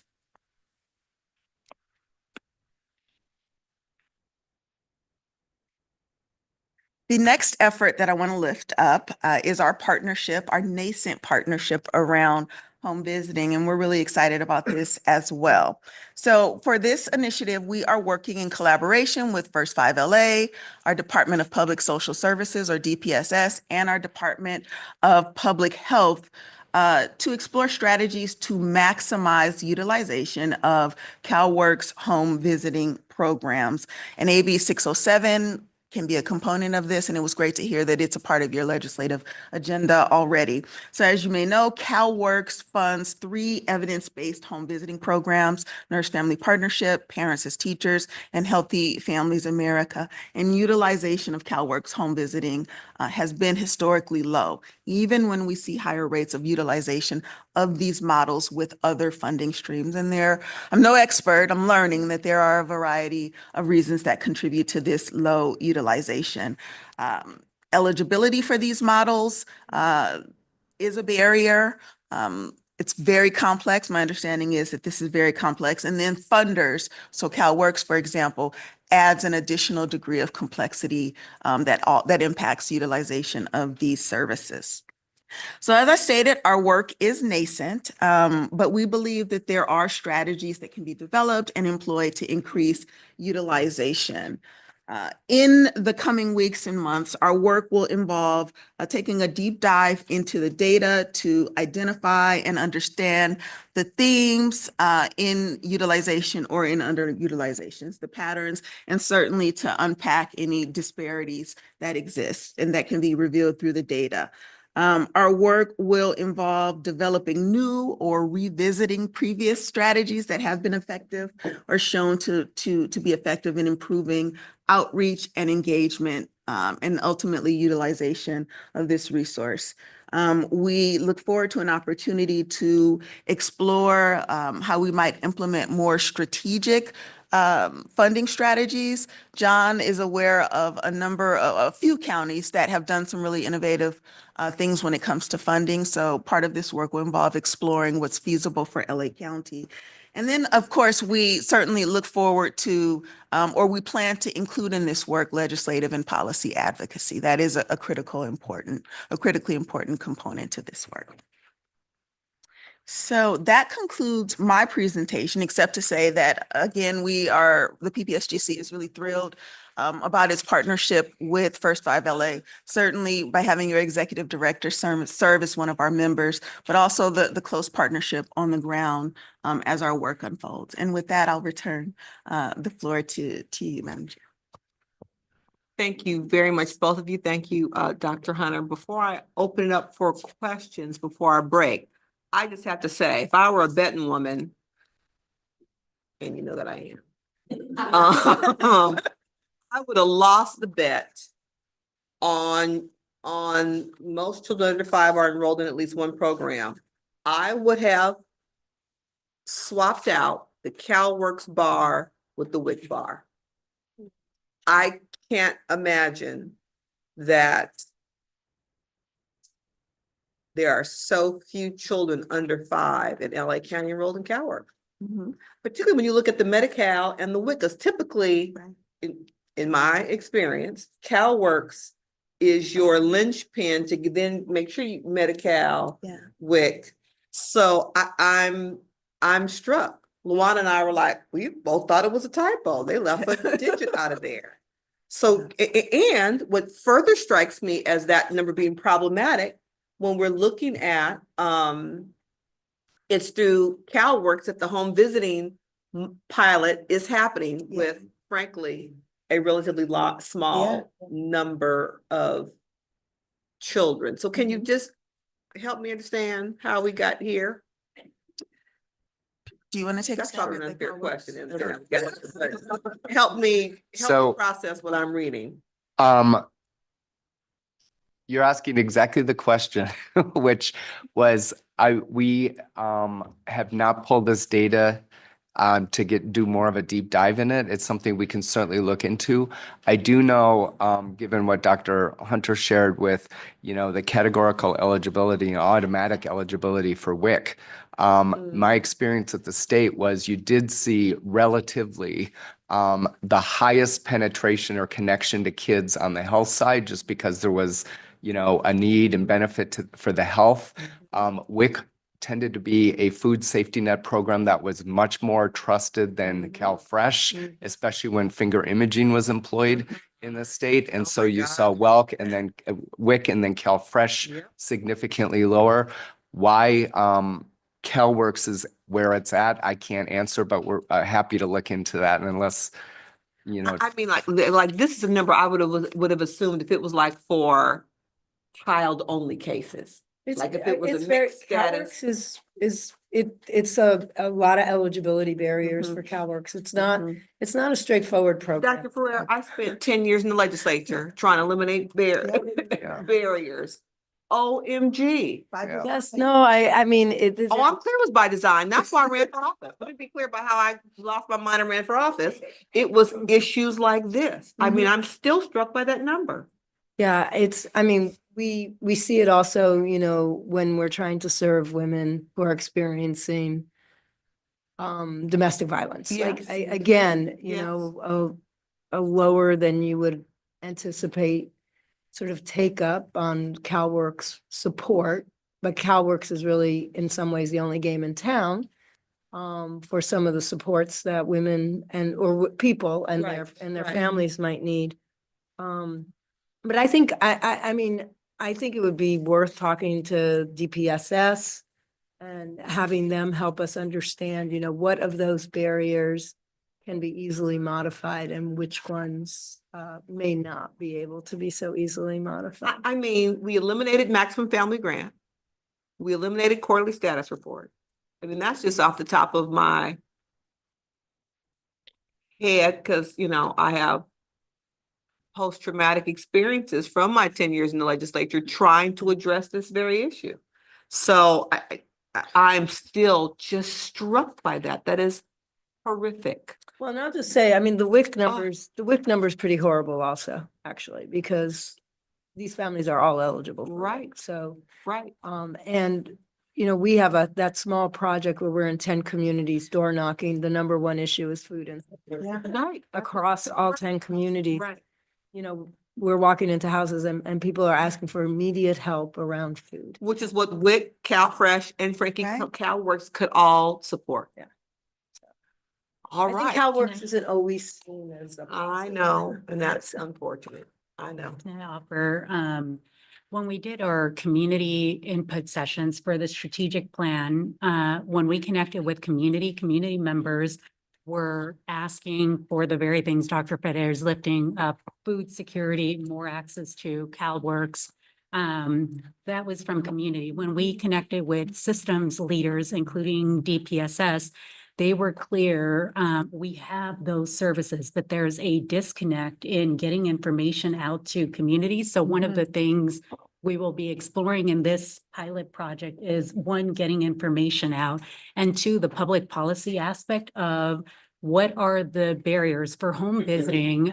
There was an age barrier that folks that qualified in every way when a child turned 24 months, disqualified. But as soon as you took that barrier out, then all of a sudden there was increase, and LA County is not returning the same amount of funding that was returned because of underutilization. So with this pilot, completely agree, Chair. It is small, but it'll at least let us start having some of those discussions in regards for the 0 to 5 population. The other part that we want to highlight, under the Biden administration, California had been selected as a pilot state to look at some of these barriers for CalWORks, because the underutilization is because of these barriers. Just last week, the current federal administration took back the pilot so that we're not exploring that anymore. But the California Department of Social Services has said, we actually do want to explore some of those opportunities, and there's leeway that they have for about 2 years because there's a small gap. So in this pilot and with some of the CalWORks issues for 0 to 5, we'll be looking at what potential we have in California to look at the barriers that are being lifted up. But it is a continued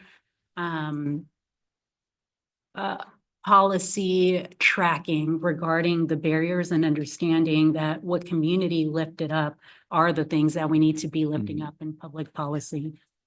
I mean, it is a work, it's kind of a work requirement program. Yep. So and you're not eligible if you don't have your documents. True, but there are child-only Yeah. cases, because that's when I looked at this, I thought, well, maybe That's exactly right. cases where it's Oh. not the entire family, but it's the The child is. the Yeah. child born is- here. Yeah. Yes. But I think whenever you have that as part of the Right, you can program, just you walk have away. entire I families agree. just drop off. There's a limit. I mean, I think it's a 60-month limit. I can't. Yeah. Don't quote me I on was this. Right, there. I know Yes, you. you're right. Thankfully. So It there, is. I think President Clinton. these things seem like, like we should be able to work around them, but I think for families, some of this, they talk about a deprived child is, I'm just gonna say, I think there's some issues about how this program presents itself. That's not our issues. I But- agree. And still, when I look at the Yeah. slide that says there are approximately 500,000 children in LA County under age 5 and 64,000 are enrolled in CalWorks. And 77% of them are in families, or a lot of them are in families that have limited income. Right. Mm-hmm. I could just have hung up my 10 years in the legislature and go to bed. Commissioner Cortez, and then I'll come around the horseshoe. I'll come around. Thank you again for this amazing presentation. It's really, really helpful. But I'm not. Because though I think about the way that things are spread in terms of information, and if everyone has misinformation, and that is unfortunately spreading like wildfire, and I've even prior to this current administration, families are very scared to accept help. There's very cultural specific pieces to that. There is very a lot of shame. If, again, somebody brought up briefly, but I just want to reiterate, if there is a family that is connected with a domestic intimate partner violence, then nobody is going to be able to come into that family or to help. There's no services that they're going to need or want. And many families don't even feel like they, not just even qualify, it's more of deserving. There's the cultural piece of, I am supposed to work hard for this, and if I don't work hard for it, I'm not supposed to just get handouts. So there's a lot of that has to be really sussed out, so to speak. Absolutely. And you're not in the recommendations piece, but my big piece of recommendation is looking at going to places of worship, because they need to have a place where there's a trusted people that are going to be able to provide them with that information, people that they trust, that they know, that they built community with. So. Absolutely. Thank Thanks for lifting that up. We know that key to this will be engaging families at natural touch points where they naturally go, in places where they trust. A lot of this is due to mistrust and distrust of the system, and with good cause. I also would just add, I think when you look at the relative connection to some of these programs, that's exactly why you see a higher take-up rate, for lack of a better term, on some of the food programs, because there has been a concerted effort to make food a health-related versus a welfare-related benefit. And you still have this huge, as you're pointing out, cultural issue with CalWorks and the work requirements and everything layered on it.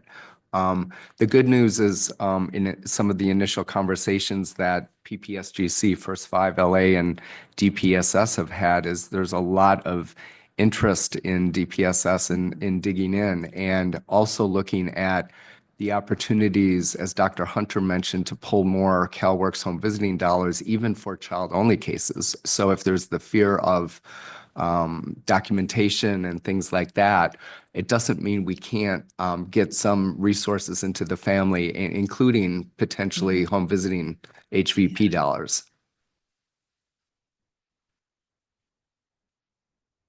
It's very nice to see you, Tamara, by the You way. too, Dr. Hager. This is really interesting for me sitting here, because I think for a long time we've talked about, data and barriers, et cetera. And I think many of us have had conversations about doing something and seeing if it works.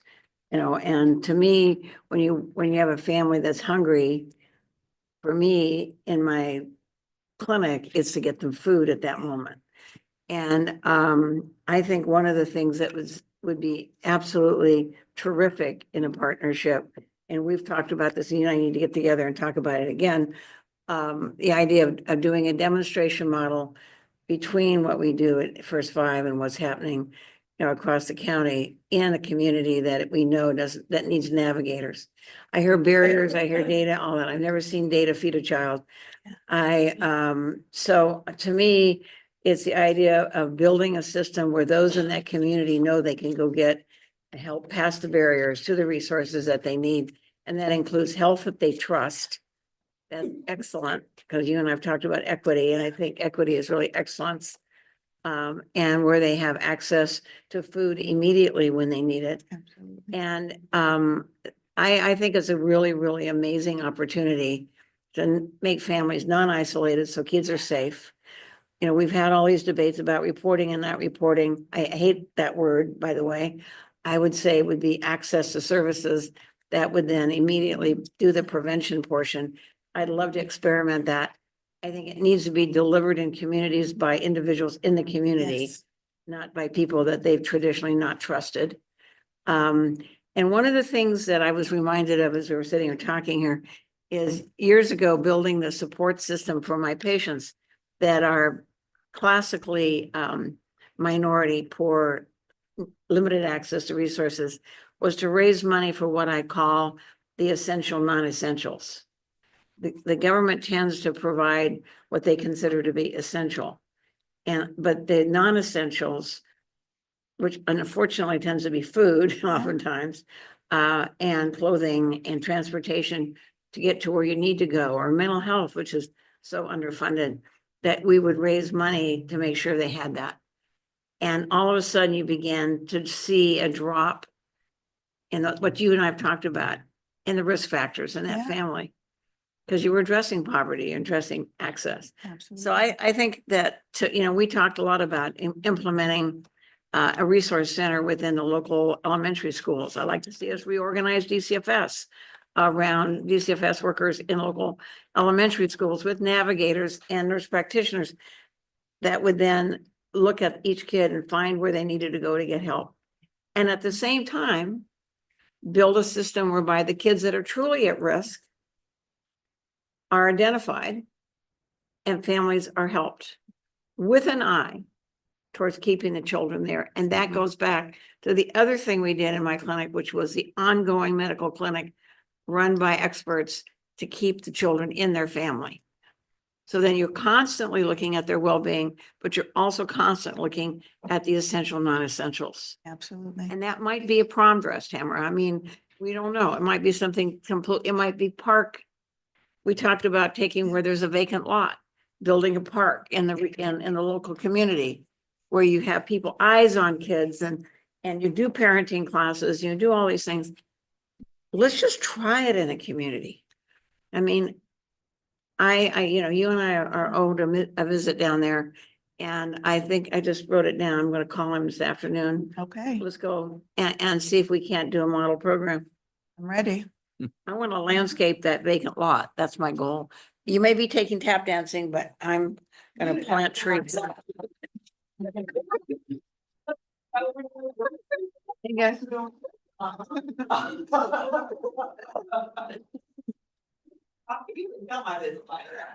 On a very different note, I have a comment and a question for Dr. Hunter. And one comment has to do with having looked at the WIC pickup data. One of the places where you see huge differences is at the regional geographic level. And I just think it's really important for us to keep in mind.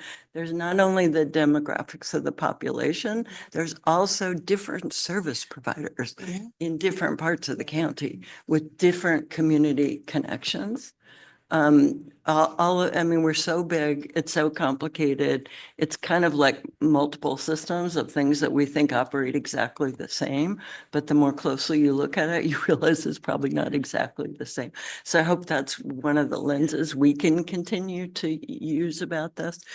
And so the question, which will also include some comments, but you won't be surprised, is that I've heard you talk, Dr. Hunter, about the need to continually highlight families and children in county conversations, not just county government conversations, but across the county, because we work in a system where most of our system elements are defined by a type of service as opposed to by the population needs. And so a very long time ago, I worked on a LA County children's budget, which went on for quite a while, but it was a strategy to draw attention to the fact that families and children were served by so many systems, but that didn't necessarily put children in the spotlight or in the highlight. It's just they were also depending on a lot of these services, but the services weren't necessarily constructed to make it easy for families with children to go across. So I'd really like to hear, sort of your thoughts about how we can highlight the needs of families and children and not just focus on the programs, but where the needs of families and children meet the programs or don't very well. Absolutely. Thank you for that question, Dr. McCroskey. A goal of our work is to elevate the child and family well-being issue area as an issue area long before they touch our crisis systems. And we have a tendency to think about the services that families need. And frankly, not every family needs a service, right? And that's sort of our lens. We've actually been having conversations, revisit about the utility of something similar to what you lifted up, a child and family well-being budget. Would that be useful? Would it be additive? You're nodding, you agree? Yes. Would it add value? So yeah, that is something that could significantly advance the goal of elevating child and family well-being as an issue area. So I think we've had conversations about that. It's something that we are talking about revisiting. Yeah.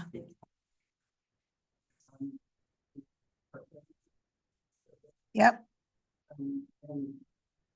Changes. Yeah. You start with that this is a family. Kinds of needs and personal choices about what they do and don't want to engage in. There's a need to disrupt our tendency to pathologize families. Yeah. Thank you. Kat, thank you. And yes, I was nodding my head because I do think that that's important. But I'm just going to share a parallel because I too, like Commissioner Cortez, was not surprised by these findings. In the city of Long Beach, we were able to use some of our COVID recovery funding to provide childcare tuition support to families who were just above the subsidized cutoff number. And we actually had a really hard time getting that money out because the vast majority of people who contacted us or contacted our partners who were overseeing the work, they actually qualified for subsidized programs. And to the point where we had to keep changing what is that cutoff line in order to get more families in. And what I think was valuable was we found a way to now reach more families. And so more were being connected to a service that they qualified for anyway. But I think was also a reminder that there's still a lot of people don't know what they don't know, in addition to all of the cultural things, in addition to all of the other factors involved. And well, obviously here we're talking about food. I think that discussion is the same, right? What do people know? What are they getting access to? And what is the reason they may or may not be, right? So I just wanted to share, that insight from a different angle too. Absolutely. Thank you.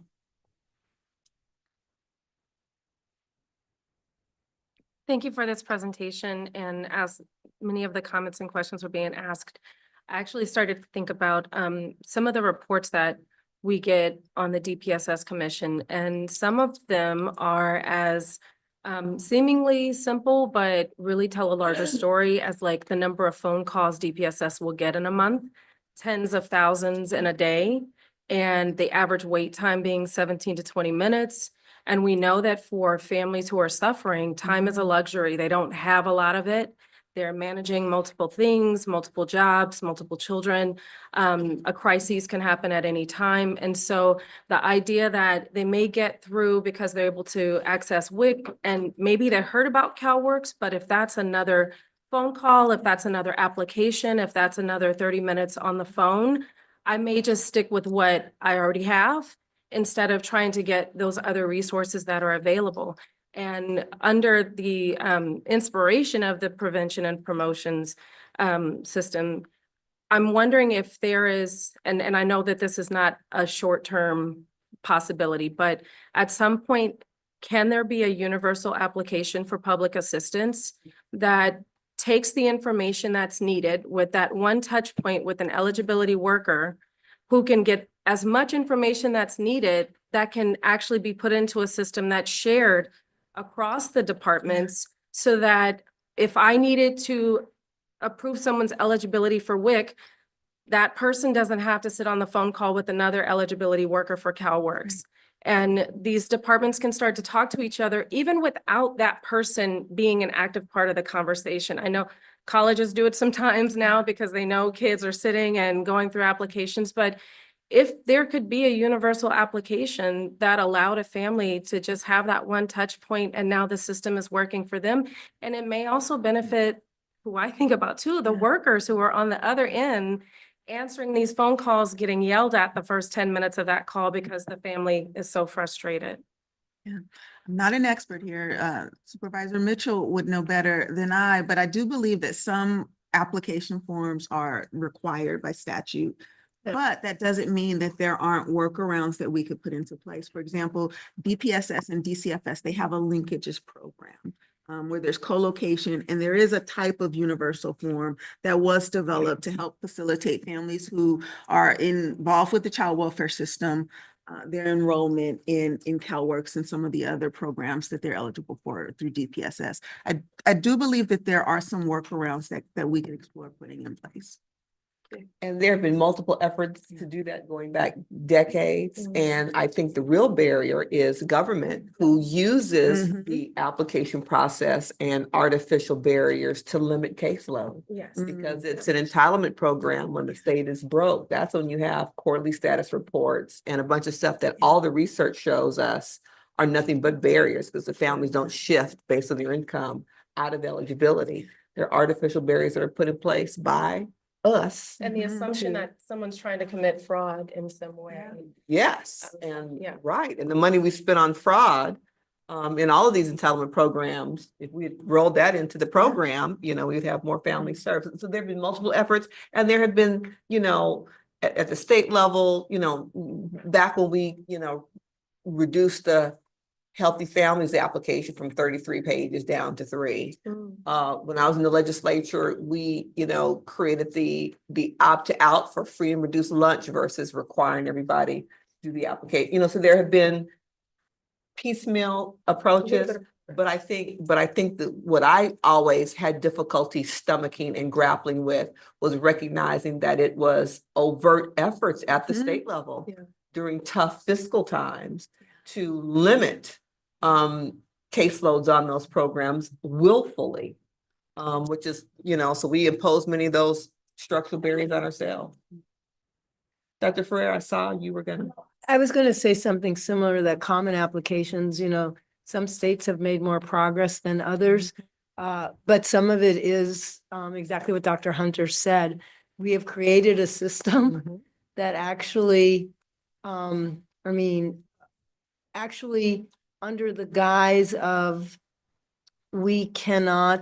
people need to complete the full application for each program in order for you to make an assessment of whether they're eligible or not. You can't have a common application. So I don't know if that makes sense. In other words, like every program has something slightly different that they need.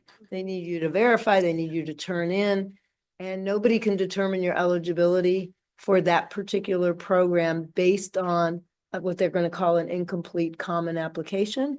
So the best it can be is a screening tool, not a tool that actually enrolls you, which, so there's advantages to having screening tools, but then in order for you to get a yes or a no, I'm eligible or I'm not eligible, you actually have to complete that entire application. So I think that's what's been standing in the way. And I think Supervisor Mitchell is correct. That some of these barriers are imposed to make it harder. And I think you lifted up what I think is the biggest point. So we create programs assuming everybody who's going to get this is probably trying to cheat us.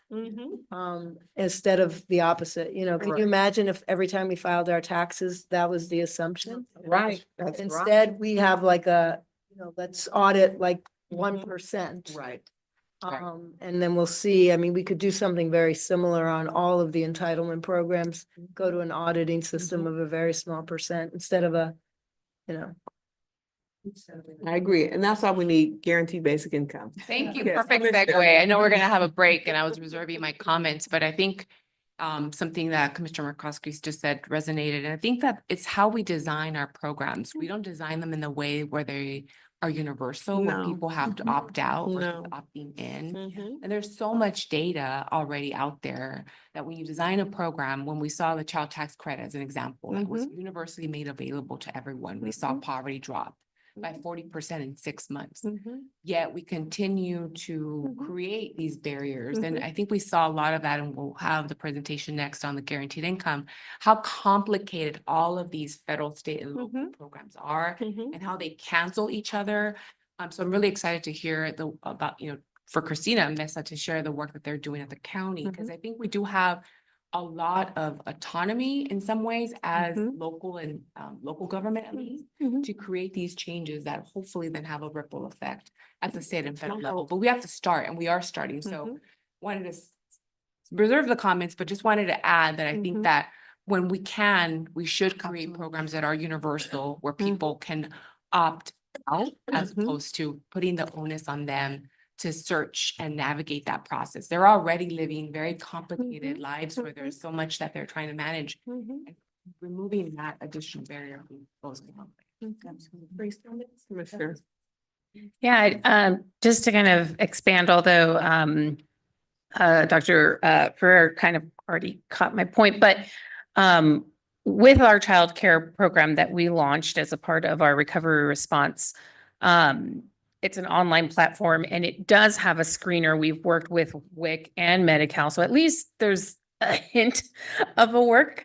So as they're screening or as they're enrolling through this platform to any of the childcare programs that are in this platform, they are also screened for what subsidies they qualify for, what whether or not they qualify for WIC, Medi-Cal, all of these things. And we are facing a lot of those barriers. Teams are talking to each other to see how can we use a system for a 1-point enrollment across the board. But I just wanted to highlight that we did have one screener that's making some progress, far from perfect. Any final? Yes. One final thing. I think that we're living in the 21st century. I think that to the extent we can leverage AI on a platform that could pre-populate other forms and reduce the workload on the recipient or potential recipient, we should be exploring that as well, because the county is exploring AI and the use of AI presently. I do think that there's some value added there if we can take information gathered for the qualification for one program and pre-populate, and then just add those little pieces that are needed in addition. Remove requirements like wet signatures required, really. Yeah. So. You know, I guess I'm listening to this and I get really frustrated because I'm living with a family that didn't have a home out of Altadena, and I'm watching her come home every night frustrated because she doesn't have adequate navigation to figure out how to get back in her home. And so I get to the point every day where I feel that there's a desperate need to do something. That there has, even if one small step, but something to make people have hope that we, in fact, we care and we're going to come in and help them have a sandwich or have a place to go or have a roof over their head. And I can be almost in tears over the fact that, I make her lists for her. And then she takes a list and there's nowhere to go with that to figure out what she needs to do. I mean, she has shelter and she has food and she has clothes for kids. But I'm just saying is that we have an obligation, all of us, to take action now rather than saying we hope something happens. We've been hoping for my career, 40 years. And we're still hoping. So Well, let me just say that, see, I share your frustration, and as a intentional agent of government, I ran for office to change the policies because these are public dollars that these families are eligible for. And so my way of acting on the frustration was to try to change those policies. So I agree with you. So we all have to figure it out. So when I'm pushing back, it's because I know that there are dollars sitting there that these families are eligible. Yes. And so my job is to figure out how to unlock them. I mean, that's the action that I'm taking to try to make that available. So I agree with you. We all have to figure out what road we're going to go down to try to make it available. But that's the reason I lose my mind, because those are entitlement programs that people are entitled to. And it's offensive to me that more people can't access them. And so, yeah, there are barriers, but I believe we've got to do everything we can to unlock them. I'm just saying there has to be a combination of both. I couldn't agree with you more.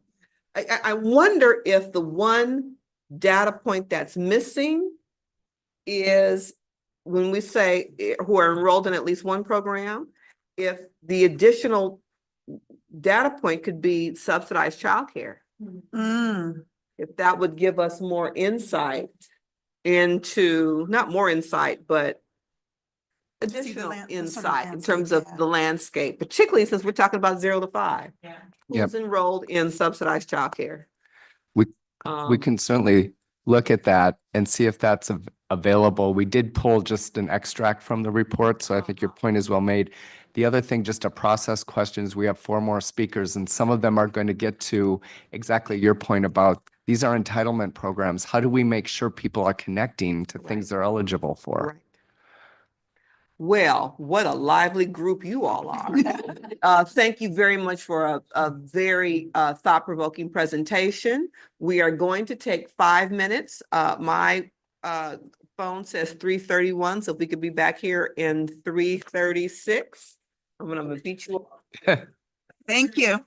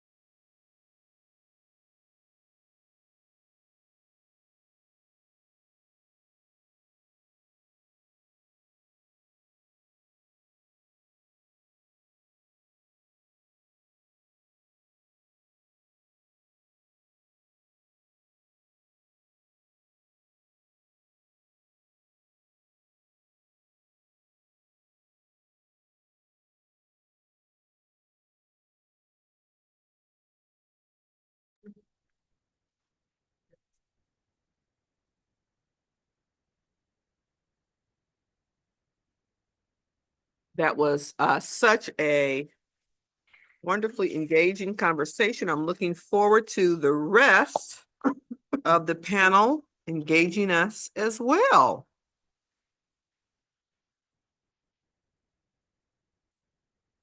All right, John. Thank you so Let's rock much. and roll. Thank you. And so the sequencing is going to be a discussion around housing. And after that, we'll have another break for commissioner conversation questions, and then we're going to wrap up with poverty alleviation. So to launch the next session, I'd like to introduce Shashi Hanuman, who's the Executive Director of the Public Interest Law Project. So thanks so much for joining us. Thank you. Thank you very much. Is this working? Yes. Okay. Okay, great. Thank you for the opportunity. My name is Public Interest Law Project. I have been in the legal aid community for over 25 years and have a lot of background in housing and community development. So I want to kind of quickly go through a little bit about what we're going to talk about today. Do the slides, or you want to? Oh, this will do it. Okay, Yep. perfect. Thank you. Yep. Yeah, so what we're going to talk about today is why housing matters for healthy communities. We're going to talk specifically about the affordable housing and displacement crisis in Los Angeles, housing needs in LA for families with children under 5, and then give a little bit on some efforts at the state and local level that are already happening to address the housing crisis, and then talk a little bit about potential opportunities for First 5. Okay, so let's just start with some definitions. What is housing insecurity? Housing insecurity, at least there's not an established definition, believe it or not, but we understand it to be any time when there's a significant lapse in one or more of the elements you need for secure housing. That is when you don't have affordable housing, when you don't have stable housing, or you don't have housing that's decent and safe. So it's those 3 factors that we look at in terms of if a household is secure or insecure. And for purposes of this presentation, we're really looking at affordability. And we're really looking at households being insecure if they're what's called cost burdened, meaning they're paying 30% or more of income on rent or mortgage. This is a US Census and a HUD definition. So rent burden is paying 30% or more of income. Severe rent burden is 50% or more of rent. Of income on rent. So that means you're spending, if you're severely rent burdened, you're spending more than 50% of your income on rent. You don't have very much for all of the other necessities, including healthcare, childcare, transportation, food, all of the other things that it takes to live as a healthy family. And then this slide basically says whether it's 30% or 50%, whether it's rental or ownership, if it falls into any of those buckets, you're housing insecure. So why does that matter? Why is it important that we have stable, affordable housing and that families are secure? And I think you all already know this, so we can go through this pretty quickly, but affordable, stable housing is a critical social determinant of health, economic stability, and community stability. And so conversely, when you're talking about overcrowding, higher rent burdens, or housing instability, what you're talking about is harming child learning, health and behavior, poor health, developmental risk, and lower weights, and unfortunately, homelessness. So many who experience housing instability will eventually experience homelessness, and the most at risk include those with incomes below 50% of the area median, those that are involved in the child welfare system, head of households younger than 25, and pregnancy or children under the age of 1. Those are the categories of folks who, if they are housing insecure, are most at risk of then becoming homeless. Okay, so we can go to the next slide and talk a little bit about, so actually, sorry, let me just go back and say one quick thing, which is that children under 5 are particularly vulnerable to housing instability. And that is because frequent moves and unsafe living conditions can disrupt early brain development, emotional well-being, and social stability. And so that is something that can stay with a child until they become an adult and throughout.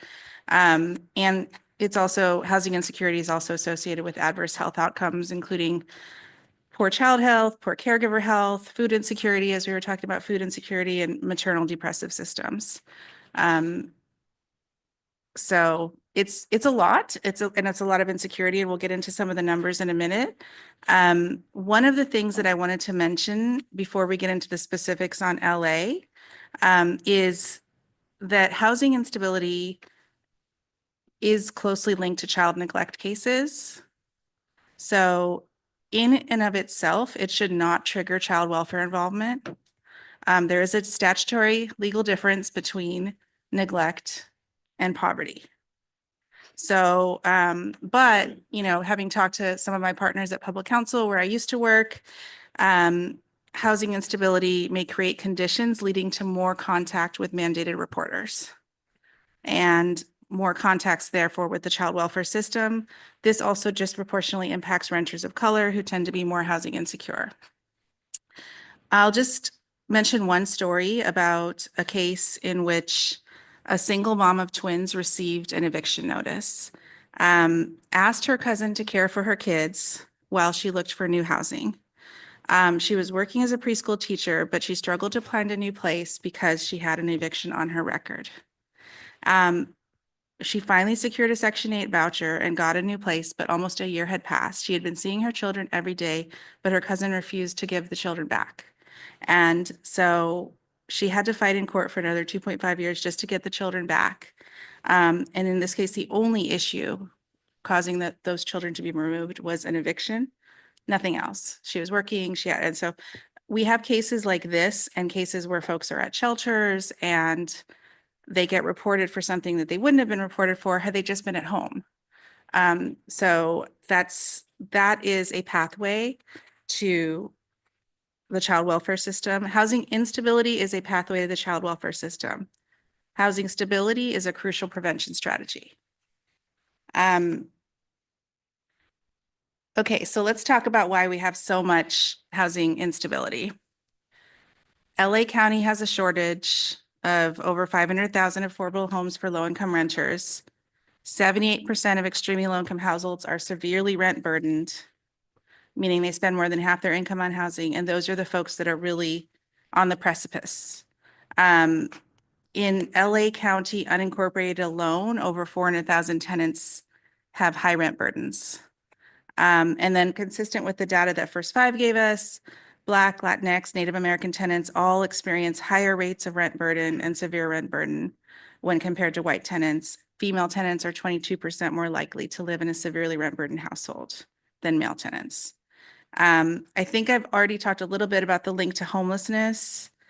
What I found really just a startling figure was $100 increase in median rent, which happens all the time, is associated with a 9% increase in the estimated homelessness rate.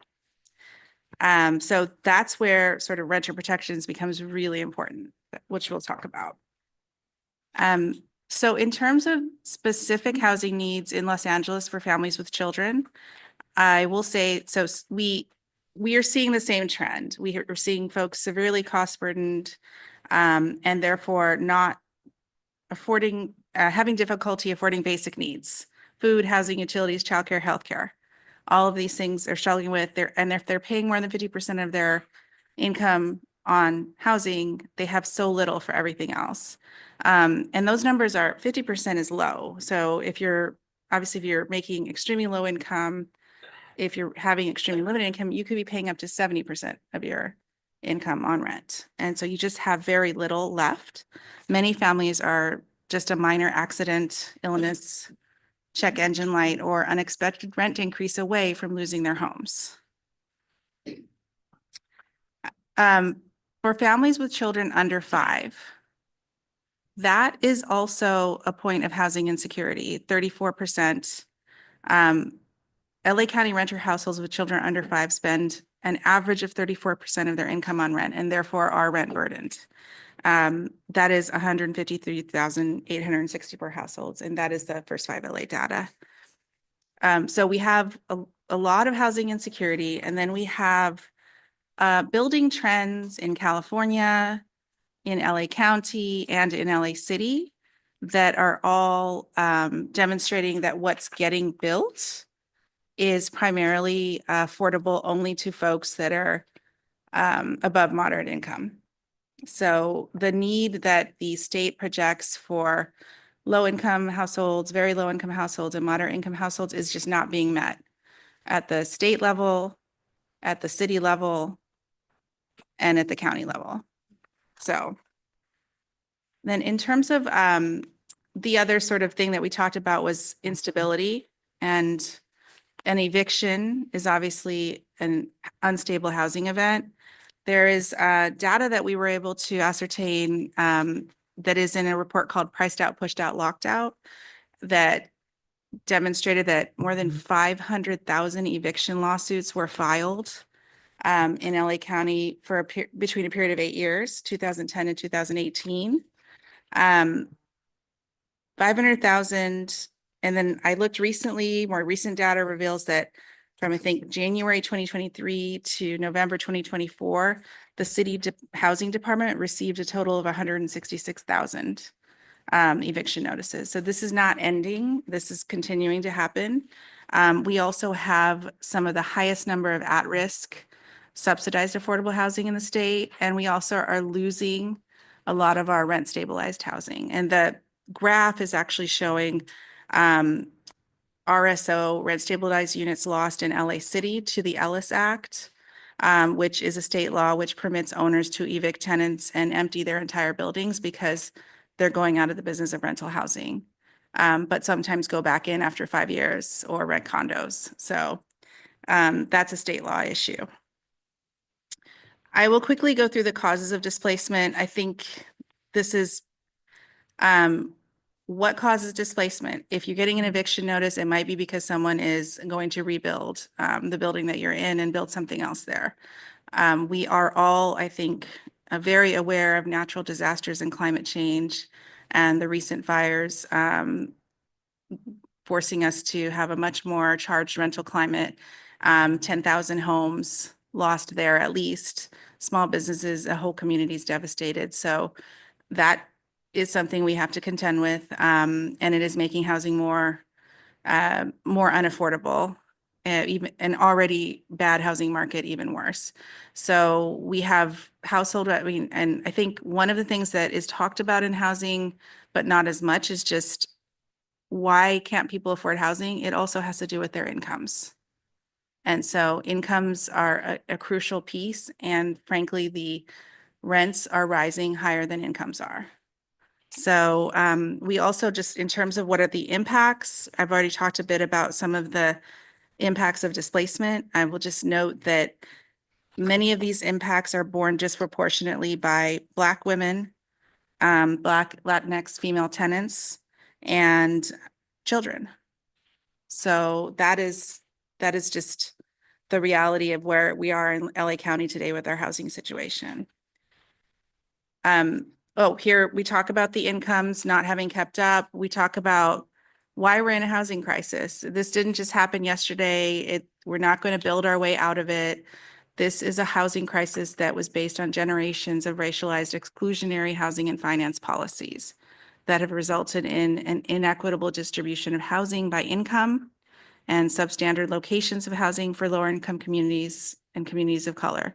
We've had chronic underproduction and underfunding of affordable housing. We've lost existing housing.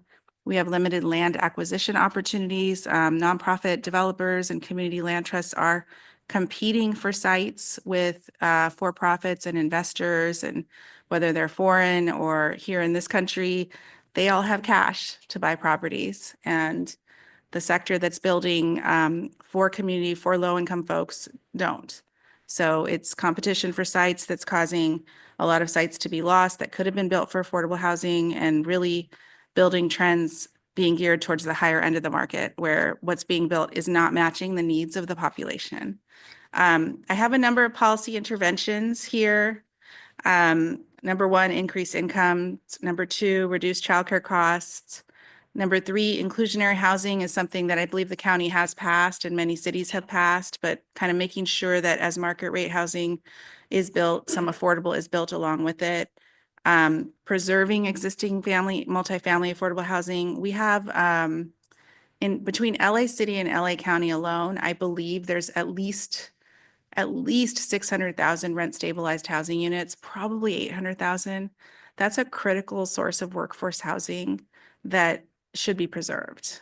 It's housing a big part of our population. Funding for affordable housing, tenant protections, and then land acquisition opportunities, and things like supporting community land trusts and things that will help ensure that land is acquired and kept for a public good. Quickly just talk about some selected state and local level efforts, just in the interest of time. There is as you probably know, a wildfire response bill package. There is a rent gouging bill that Public Counsel has put up along with SAGE, and it would apply both to commercial and residential rents and prohibit price increases of more than 10% for the duration of the proclaimed state of emergency. So that's building off an existing law that prohibits rental gouging and expanding it to commercial, to residential rent gouging and expanding it to commercial. And it's going to be really important because there have been a lot of cases where we've seen rental prices skyrocket up to 300%, just before and after the emergency. The other sort of big strategy at the state level is, of course, the Roadmap Home. And that's part of the Bring California Home campaign. And that's a package of like 30, 40 some bills that has the goal of creating 1.2 million new affordable homes, protecting 1 million low-income renter households, ending homelessness, and closing racial equity gaps. I will just point out some of the policies that the Roadmap Home is suggesting, because these are policies that I think can also be done at the county and city levels. Expanding renter protections, giving local jurisdictions greater flexibility to design rent stabilization policies, ensuring renters have knowledge and legal support, removing barriers that block access to rentals, including related to criminal record screening, limiting tenant displacement due to the Ellis Act, and reforming the legal eviction process. So lots of things related to evictions and preventing evictions and keeping people housed. Oftentimes, I think there's one statistic that says tenants that have lawyers win, and tenants that don't will lose their home even if they have a good defense. And it's because the other side has a lawyer. So, and then the other big thing at the state level is the $10 billion affordable housing bond, which is AB 736, which you should look out for and support because it will fund affordable rental housing for, I think, that the populations that you serve. Local efforts, I think I can't emphasize enough, Keep LA Housed and Stay Housed LA, which is a coalition of city, county, legal groups, and CBOs that have all joined together to support and protect tenants. And I'm very curious, like how Keep LA Housed is being advertised, you know, through all the different social services programs, but it's something to think about. Keep LA Housed has helped thousands of tenants stay housed. So I think just like, but knowing about that resource, it does have, I think it's been translated into 7 different languages, at least, that website. So just thinking about language access barriers. And then finally, I think you all know about Measure A, which replaced Measure H with a permanent half-cent sales tax designed to fund development and preservation and prevention. The important thing to note about Measure A, I do think it's an opportunity to elevate needs of families that are housing insecure. It is definitely focused on ending homelessness and in part on chronic homelessness, but there are provisions within it that also talk about preventing existing housed residents from falling into homelessness and just generally increasing the number of affordable housing units that would be for low-income families. So that measure is effective, I think, April 1st. And I think that would be an opportunity to really think about how can those funds be used comprehensively to serve all of the populations that are most in need. And I think thinking about one thing I was thinking about in terms of Medi-Cal eligibility and the population of folks that are eligible for housing, low-income housing, it is the same population. So that is definitely, you know, thinking about how would you ensure that those that are on those support services or health services have outreach so that they can apply for housing that's built.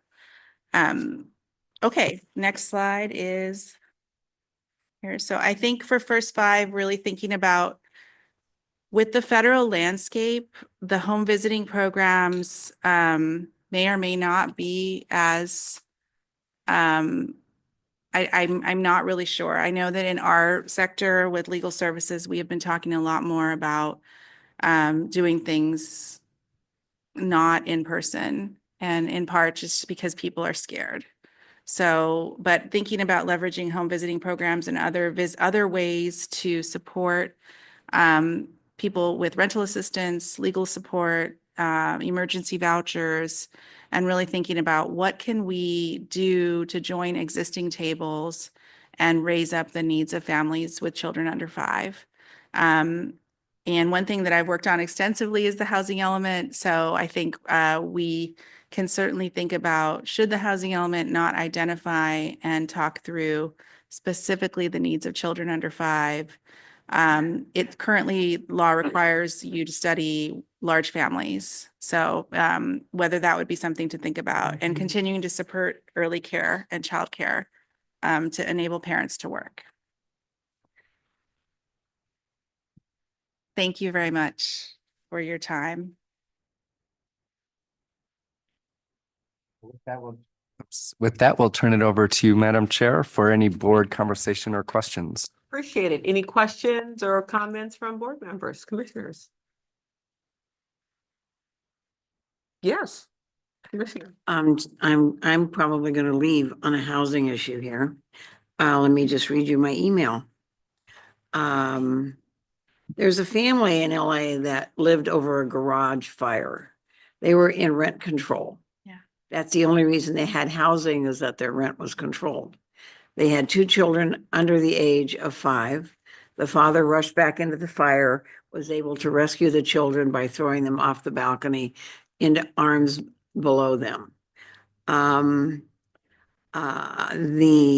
So I just got this email. Hi, good morning, Dr. Hager.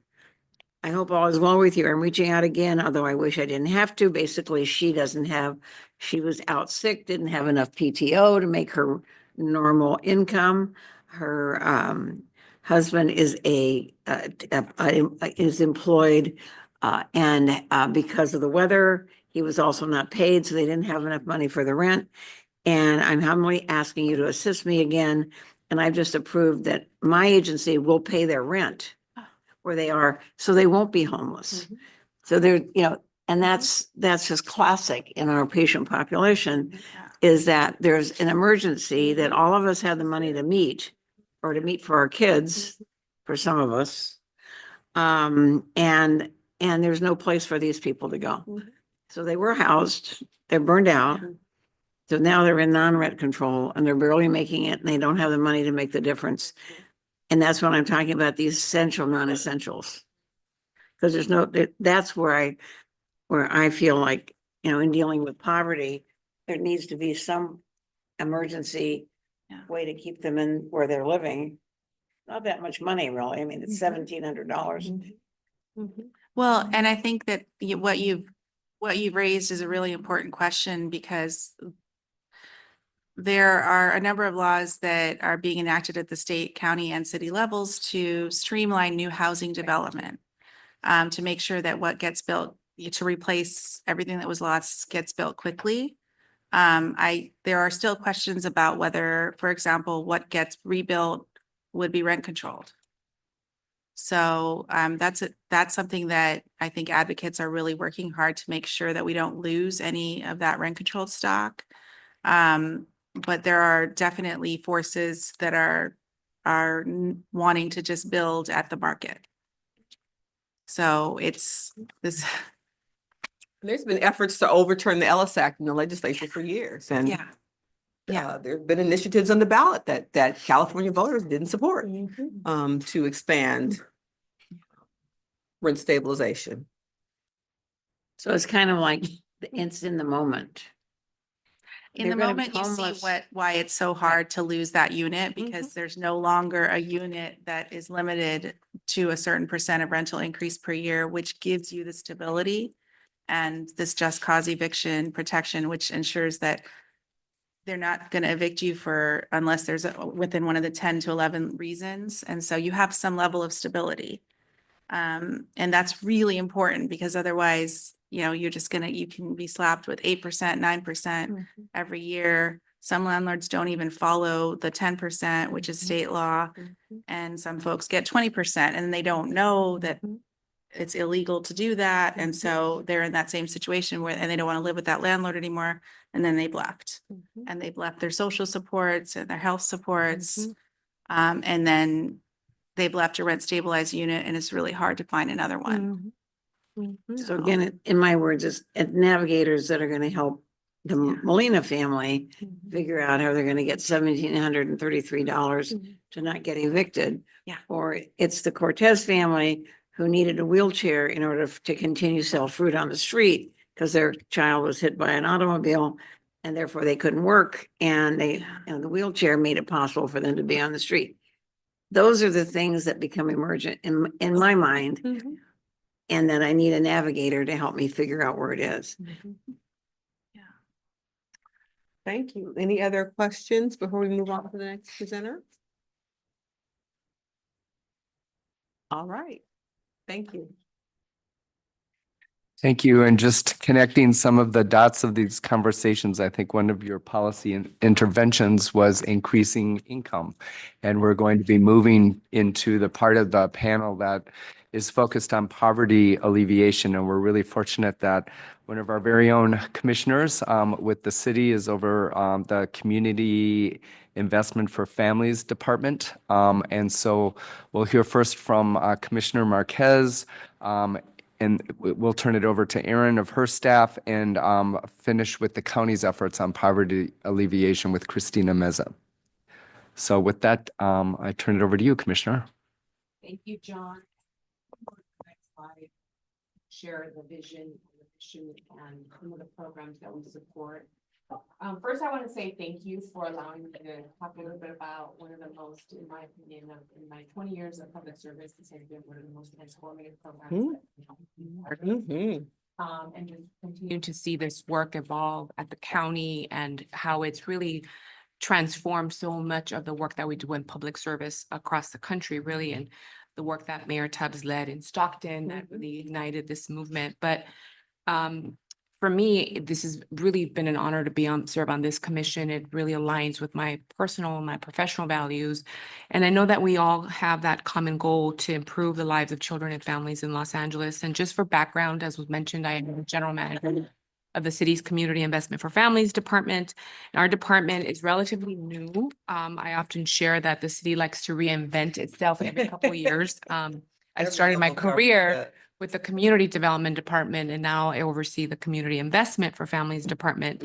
And it was created out of the urgent need to address the profound inequities that were laid to bear by the COVID-19 pandemic. But I often talk about how we recognize that our communities were already in crisis before the pandemic and continue to grapple with the complexities of trauma related to generational poverty. And I really want to commend this commission and the leadership of First Five for recognizing that we can play a role in alleviating poverty, and that we all have an opportunity to make a contribution, as was shared by our commission chair earlier. One of the programs, again, that we're going to highlight is our guaranteed basic income program that we refer to as Big Leap, Basic Income Guarantee, the Los Angeles Economic Assistance Pilot. We are very proud of the fact that we are one of the first cities in the country to use public dollars to launch a program that in the end identified 38 million in unrestricted financial support and reached 3,200 Angelenos that were low income, that were impacted because of the pandemic. And the results have been very inspiring. And I know I'm going to turn it over to my colleague, Erin Strauss, who oversees our Office of Community Wealth. But what is really remarkable about the program is the outcomes that we've been able to see. We have, because our department oversees the domestic violence and human trafficking shelters in the city, we wanted to see the intersection in how income support can potentially prevent or reduce intimate partner violence, and that is exactly what we saw.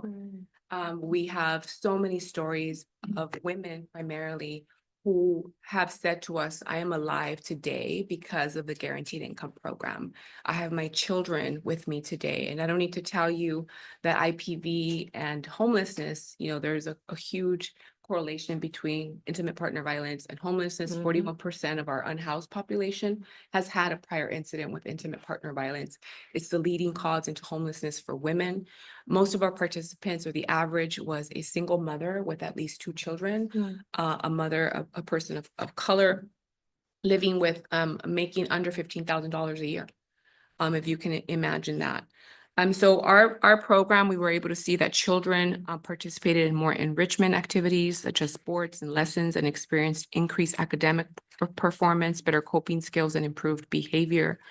Parents were empowered by the ability to focus on their families instead of constantly worrying about survival, found the time and the energy to build stronger relationships with their children, and deepening their emotional connections.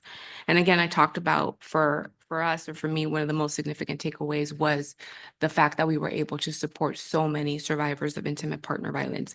And we, again, have stories, so many stories of individuals who participated who now have their own businesses, who remained housed, were able to go back to school. And I talk about this too. I think that most often we make a lot of assumptions about low-income families or low-income individuals, and we learn that they are really in the best position to make the decisions for themselves and their families. And so we saw that time and time over. And so I do appreciate that one of your prevention strategies is direct cash. I know the county is doing remarkable work. We're hoping to do more of this work. We do recognize it as an effective strategy. It's not the only, it's not the most important, but it is an effective tool that I'd like to see more policymakers utilize as we're trying to alleviate poverty. So I'm going to turn it over to Aaron, and we have a couple of slides, and happy to answer any questions. Thank you so much, General Manager Marquez. Good afternoon, Commissioners. I'm Aaron Strauss. I oversee CAFD's Office of Community Wealth, which means I had the honor and pleasure of running the implementation and administration of Big Leap. And I'm here to offer just an overview of the program's genesis, eligibility requirements, research outcomes, and next steps in the guaranteed income space for the city of LA and beyond. You all should have paper copies of our research report, co-authored with the University of Pennsylvania Center for Guaranteed Income Research, that has a lot more context setting, and if you're a data nerd like me, a lot more quantitative results from the pilot. So I encourage you to check that out after today's session. But going back to what the general manager said, Big Leap served 3,200 families with $1,000 per month for 12 months. That was a $38.4 million unconditional, no strings attached investment in some of Los Angeles's most vulnerable families and communities. All participants met the 5 criteria that are on the screens here. They all were residents of the city of Los Angeles, all 18 years of age or older. They all had a dependent child or were pregnant at time of application. And we defined a dependent child as a child under the age of 18 or a student under the age of 24, not necessarily a parent-child relationship, in recognition of the fact that families in Los Angeles look very different, right? A grandparents, a guardian, whatever it may be. Also, in line with our department's goals, all participants had annual income below the federal poverty level for their family size. And we ran this pilot primarily in 2022, just to give you a sense of what the FPL was then. For a family of 4, it was about $25,000 a year. And as the GM mentioned, our participants had average income closer to $12,000. And finally, to aid in the city's efforts to recover from the COVID-19 pandemic, all participants had to have experienced economic or medical hardship related to the pandemic. I also wanted to highlight what's not on this page. You don't see social security number here. You don't see asset tests where if folks were able to save a certain amount of money, they would suddenly lose access to this program. You also don't see income re-verification on this page. So we see it as a feature, not a bug, of guaranteed income programs for folks to really advance financially. And we didn't want to punish them for that. And that's in line with guaranteed income's philosophy of trust and dignity. Moving forward here, some of these stats were already mentioned. This is Romelia and her 4 children. She was a participant in our program, a really hardworking single mother. And that really typifies who our participants in our program are. I might remind you also that the poverty rate in the city of Los Angeles for single female headed households with children is twice that of the average. It's about 34% instead of 17%. And that really bears out in the demographic data of our program. Again, 80% of our participants were female, about half were Hispanic, nearly a third were Black, 2/3 were single, and many spoke languages other than English at home. So again, if you're looking for a face and a name of poverty in Los Angeles, you would find it within our program. I also wanted to break down spending data for you today. As has already been discussed today, there are a lot of misconceptions around how people experiencing financial crisis use their money, a lot of assumptions about how fiscally responsible or not that they might be. But we know that the vast majority of guaranteed income funds were used to meet absolute basic needs. I will also caveat this. Our funds were dispersed on essentially a debit card that was reloaded on a monthly basis. And a lot of folks, for various reasons, took money out in cash. A lot of folks thought this program was too good to be true. They were comfortable operating in cash, paid their leases in cash. So with that acknowledged, of the money that was trackable, over 90% went to food, household goods, transportation, and housing. So we didn't really see any of the vice spending, quote unquote, that a lot of detractors of this approach to the social safety net might assume there to be. And now getting to our research findings. Some of them were already mentioned, but a couple I wanted to uplift here, and you'll find more data in the report in front of you. Again, reported reduced severity and frequency of intimate partner violence, a significant decrease in food insecurity, and related to that, an increase in ability to access preferred foods. And then our treatment group participants relative to the control group who just completed research surveys but did not receive the monthly guaranteed income, they reported more likelihood to keep their kids in after school extracurricular and enrichment activities. So we know all of these kind of policy areas are very pertinent to First 5 LA's mission and wanted to uplift them here. And I would be remiss if I didn't include a little bit of data in this part in this presentation. This is data on intimate partner violence. That red line you'll see is the incidence and of intimate partner violence among our control group.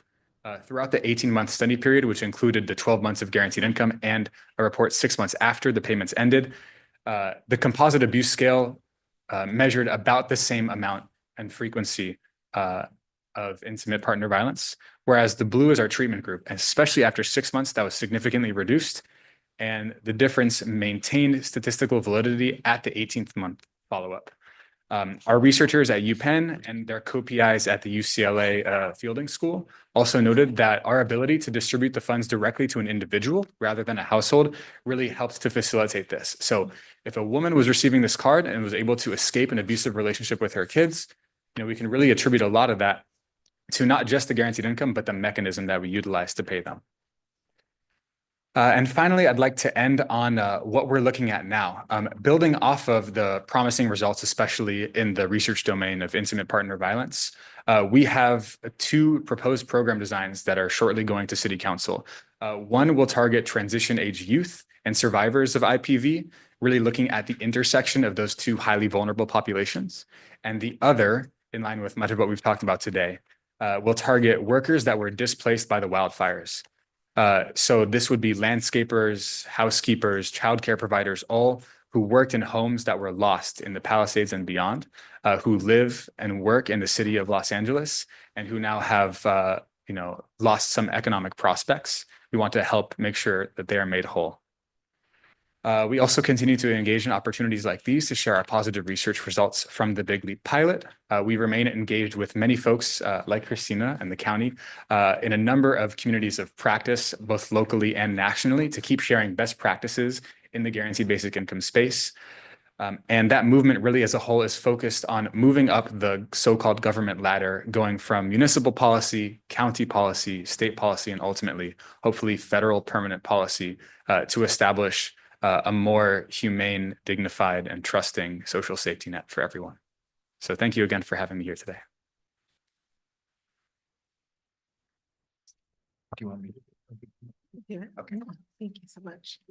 Good afternoon, commissioners. It's an honor and privilege to join you all this afternoon and share a little bit more about poverty alleviation and the work that we do at PAI. Christina Mesa, I'm the Executive Director of the Poverty Alleviation Initiative. And what I get to share with you all today is twofold. So I'm going to share a little bit about our strategic framework, which folks will probably find a lot of natural alignment in the work that's happening at First 5 LA with the strategic plan and the implementation of that plan, and some of the work that we're doing in close coordination.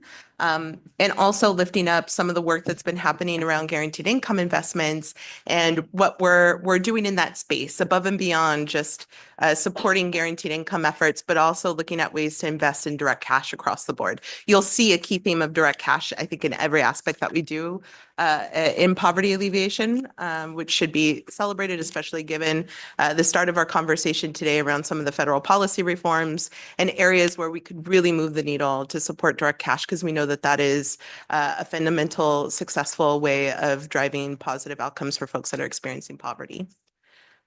With that, I will also say I would be remiss if I did not mention the Women's Wellbeing Index, given the conversation that was happening earlier that the California Budget and Policy Center team put together and just released a few months back that lifted up the prevalence of CalWORKs in preventing poverty for families and young children. So again, strong relevance to the conversation that was happening earlier, something that we're looking at PAI as well, and how we can support with Dr. Contreras. Okay. Before I dig in, one of the things that we had discussed earlier was the importance of engaging with community to lift up our strategic framework that we adopted.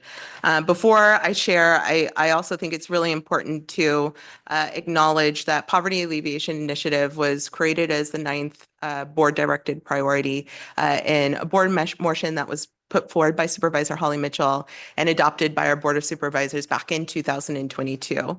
And one of the first things we were charged with was creating our strategic framework.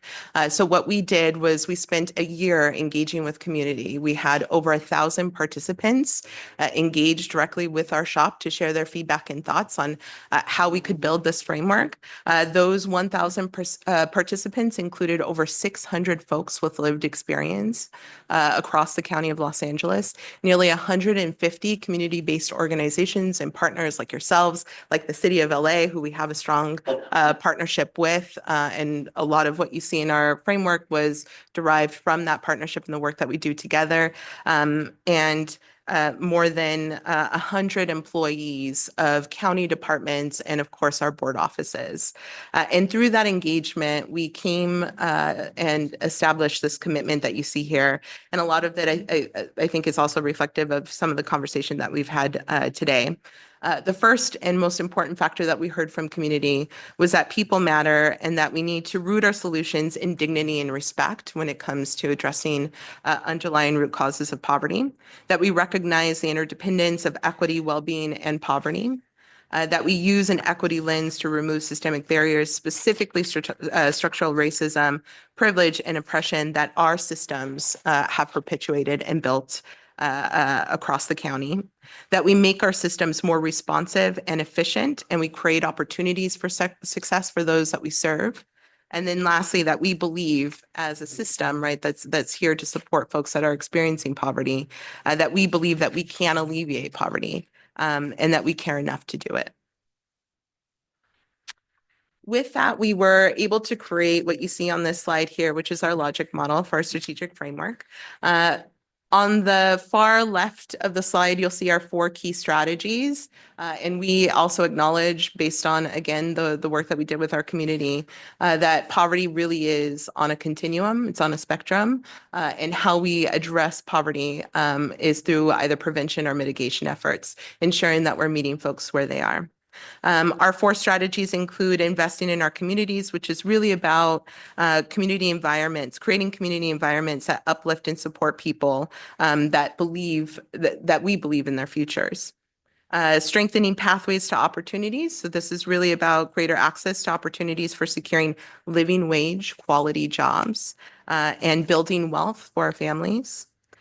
Expanding access to basic supports. This is access to basic supports that help reduce family stress so that they have the capacity as a family to pursue other opportunities and economic mobility. and that we improve our service delivery system to ensure that our communities feel valued, they feel respected when seeking support from our systems. And then, of course, our overarching desired outcome with our strategic framework, which is financial stability for all of our county residents. Here we have some specific examples of the work that we're leading through PAI and through our strategic framework. We do not do this alone. I am a team of one, but we do this in close collaboration and partnership with all of our county departments, with partners like First 5 LA, with partners that a lot of you all represent as commissioners on this board. And so we actually have 25 projects that have launched countywide that folks have lifted are in direct alignment with the poverty alleviation strategic framework. We have some examples across the 4 different strategies here. Some our commissioners are closely involved with. The first around investing in our communities, we do some work around grassroots organizing. We have one project, and I'm looking at Commissioner McCroskey, who we work very closely with on this, to support over 20 neighborhoods across the county of Los Angeles with $135,000 cash grants. And we just ask that they engage in participatory budgeting with their neighborhood, with their community, to come up with a project that addresses a root cause of poverty. Again, it's $135,000, so it's not much, but it is solely up to them to decide what they would like to do with those dollars. It is another form of guaranteed income, if you will, at the community level. And so this is representative of a smaller pilot. There's a Thriving Communities Partnership that is much larger, and more pilots are being funded right now through Casey Families, but would love to see this expanded as we've seen projects with deliverables like creating space for parents to engage. There's a lot of communities that just cannot afford to have physical space. So we had one community partner that purchased an old party bus that is now a community space where they've hosted quinceañeras, but they've also had parent meetings and convenings for folks in the neighborhood. They even do tutoring outside of that, that physical space that's now available for their community members. We also have projects where they're just giving direct cash to their community because they know and recognize that that is a direct need to meet basic needs for folks that live in their neighborhood. And so we have projects that, again, are just pushing out direct cash for folks. For strengthening pathways and opportunities for folks, we have several projects, some that we are leading in close partnership with folks over at the Office for the Advancement of Early Care and Education. We've got a project with them, Workforce Pathways LA, that happened last year, where we were able to push out over $1 million in stipends to childcare providers and early education and childcare providers for achieving training and some opportunities for them to achieve upward mobility as an early care provider. We also are doing some outreach work in this space through the partnership that we have with Cal Kids at the state. We're doing this in close partnership again with our friends, General Manager Marquez at the City of LA, to do some outreach on children's savings account that's giving $1,500 to children in California who are low income homeless, experiencing homelessness, or are foster youth. Expanding access to basic supports. Here we have a lot of projects that lead to direct cash. We have our guaranteed income efforts that we are leading here in the County of Los Angeles, which I'll get into a little bit more detail later. But there's also some emergency funds that have been established to meet basic needs, similar to what Dr. Hager was mentioning earlier. So funds that the City of LA has established, funds that the county through the Department of Consumer and Business Affairs have established to meet immediate rent needs. A lot of these dollars, I think it's really important to lift, unfortunately, are one-time dollars that we saw with our ARPA infusions. We are about to hit a budget crisis. I know that was alluded to earlier with some of the federal policy changes, but there are other components that we are going to be facing. We're entering a season of challenges, and so partnership is going to be really key in how we can continue some of this work and how we can seek funding. And a lot of the conversations we're having right now is how we do that, how we get together and collaborate and identify funding that can help us support facilitating this work in the long term. Measure A was mentioned. I know that that's something that's been floated around for a lot of projects, but there's also managed care, a lot of funding that's going into managed care that should be supporting some of this work. And then lastly, improving our service delivery system, developing respectful person-centered delivery systems across the board. We're doing a lot of work with the Department of Public Social Services. We talked about CalWorks as the former CalWorks director. We made some policy change at the state level, but there's a lot more that is needed, and there's a lot more that we can do at the local level. Putting on my Dr. Contreras hat, she would say there's a lot more that we can do just in terms of outreach to support folks that are likely eligible for CalWorks, but not accessing the program or their services. I mentioned that we would talk a little bit more in detail about guaranteed income. But there are other priorities. I mentioned there's 25 projects that have launched countywide. There are 5 that PAI is leading directly. Those 5 are here. Maximizing guaranteed income resources is one of them. We see guaranteed income through 2 lenses. You heard from the general manager and my colleague Erin on some of the work that they're leading around guaranteed income. We have opportunities to expand some of the work that we've started here and hopefully sustain some of our guaranteed income projects. But looking at our existing benefit systems, there's a real opportunity to figure out how we can shift and move those to be more like guaranteed income. And so we're doing that in the space of general relief. Really excited to see how we can do that in the space of CalWorks, maintaining some of our guaranteed income projects, maybe in a different nature, but through our benefit systems and our benefit programs. So really excited to lead some of that work in the new year. I have to lift up increasing tax filings because it was mentioned earlier, the child tax credit lifted over 500,000 children out of poverty during the pandemic.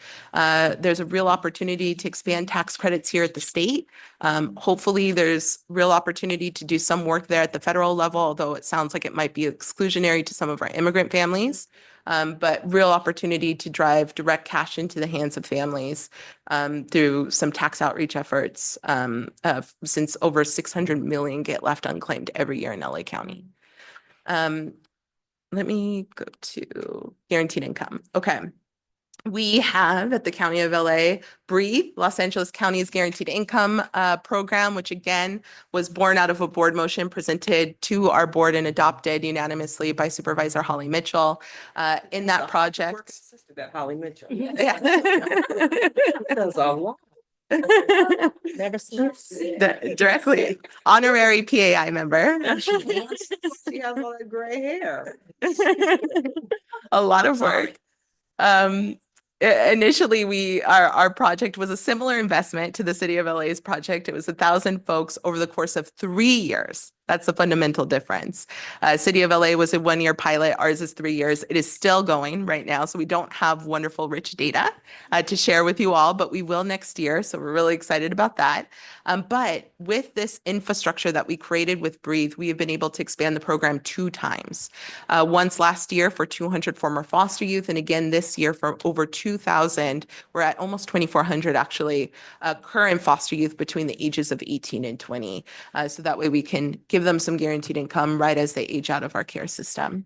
I will also lift that this is one of 4 guaranteed income pilots that we administer at the County of Los Angeles. There's 14 that have launched countywide. Now we're at 15 actually, as of next month. But 4 are operated at the County of Los Angeles.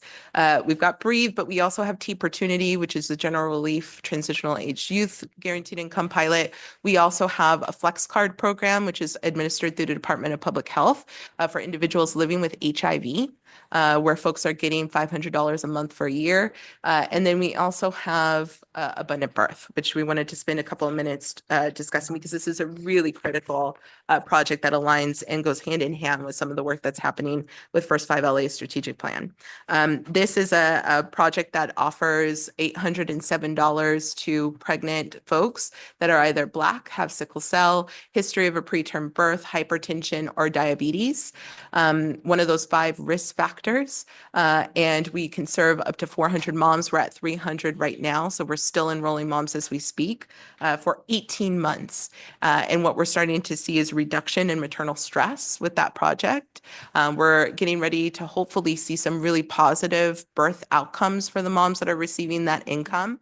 And a lot of that is actually replicated in an earned income tax credit study that was done that showed that those tax credits, once received by moms that were new moms, saw positive birth outcomes, decreases in low weight births, and a decrease in maternal stress as well. So really excited to see some of those outcomes go hand in hand with what we're starting to see in abundant birth. I will also say across all of our guaranteed income projects that are happening in the county, these are the different domains that we're looking at in terms of outcomes. And I know I'm at time, so I will go on to our next slide that just really elevates and highlights work that's happening, including work that we're doing with First 5 LA through PAI. To support our family, friends, and neighbors, childcare providers. There's obviously some work that's happening to give direct cash assistance to those folks to increase our capacity to have more family, friends, and neighbors as childcare providers in our system. There's also work that's been happening to give food benefits directly to those folks, and a lot more work to come to help increase that workforce, ensuring that they are receiving a living wage and access to the benefits that they are entitled to. Woo, that was a lot of information, and really want to thank our partners for presenting such a broad spectrum of the work underway at the city, at the county with First 5 LA on prevention, but also calling out a lot of themes that are consistent across these areas of work. So with that, we'll turn it back over to the chair and the board for any questions. Commissioners? Isn't there a federal movement to make sure that, I mean, I know that the von Furstenbergs were interested in working do you know that effort made across the country to try to make standardized income for poverty families from a federal level? What's the federal aspect doing on that? I know that there is some movement right now to change how we measure poverty. I think that's what you're referencing. It was on some of the new administration's policy agenda, but nothing has moved forward formally. But it is something that we're monitoring to ensure, because obviously that would decrease the amount of folks that we would be able to serve in some of our entitlement programs like SNAP. Yeah, I don't know that, I don't think the von Furstenbergs are forming a relationship with Trump and with guys making Teslas, but I know there was an effort 2 years ago to try to create a sort of a national, response from the federal level, but I wondered if there was any. So Mayor Tubbs launched Mayors for a Guaranteed Income a number of years ago, and subsequently we now have Counties for a Guaranteed Income, of which I'm co-chair with President Preckwinkle out of Cook County, Chicago. And so there are north of 30 mayors for guaranteed income. There's over 120. Yeah, so maybe north of 30 counties now, Yes, or correct. maybe more. Yes. And so I think that the led by Tubbs, frankly, the effort has really started at the local level. And my goal in being involved in bringing it to the LA County and being involved in a leadership role with Counties for a Guaranteed Income is to influence federal policy with, amazing studies at the local level, because it's the local level of government that really administers most of the entitlement program. So to take these studies and then help influence federal policy is the ultimate goal. And then an election happens, so. I would say that for me, at least, given all we've heard today, it's wonderful to end on this really good news about ways in which local government can partner with First 5 commissions and stakeholders to really create a paradigm shift in terms of how we meet people where they are, believe them, and give them the resources they need to make decisions in their best interest.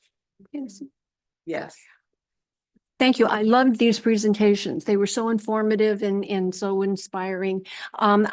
I'm very fascinated to know more about the guaranteed income to victims of IPV.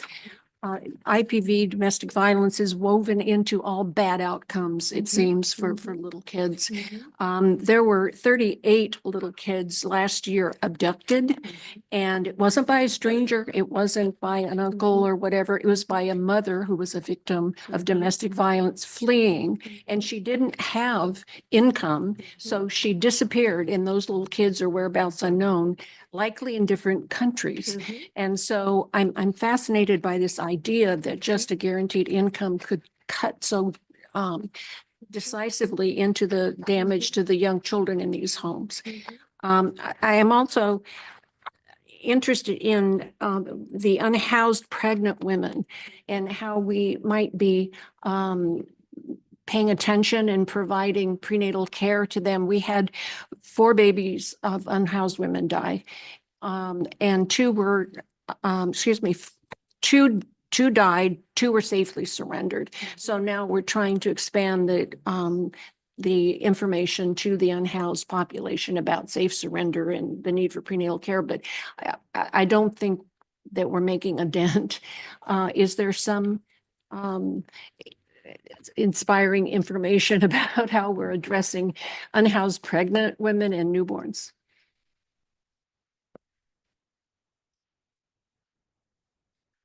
I mean, it's definitely a huge issue, and the data is showing more families, which includes pregnant women, or I mean, I think like that was one data piece that I think was more national, the data piece that I read off, but like the data that we have for LA and California just says more families are entering homelessness.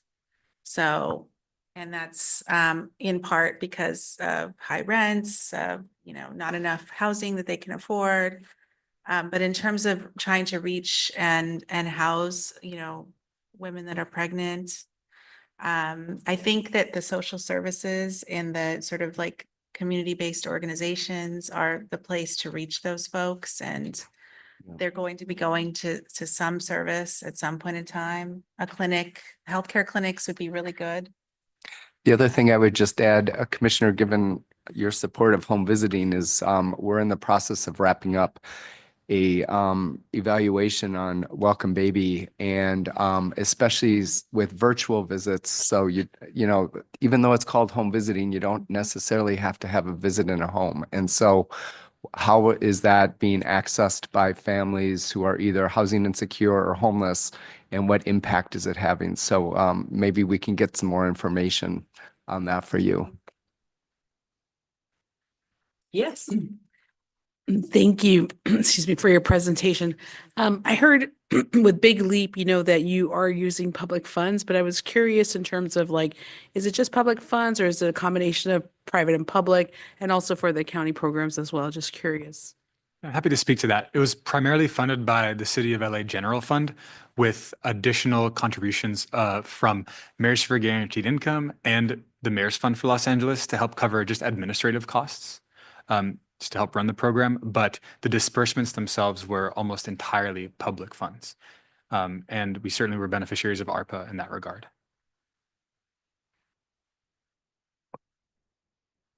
My only comment is this is absolutely amazing, and thank you very much. Again, I'm going to say it is always in the moment that you look for a place to put a mother and a child, or a family, or a newborn and a mother, or a pregnant, somebody we're discharging from the hospital. Because I'm an MD, so it's like the hospital sits there and say, can you find them a housing? So you might find me on Friday afternoon at 5 o'clock with a woman and a baby in the back of my SUV, driving them to an Airbnb in San Gabriel Valley with private funds.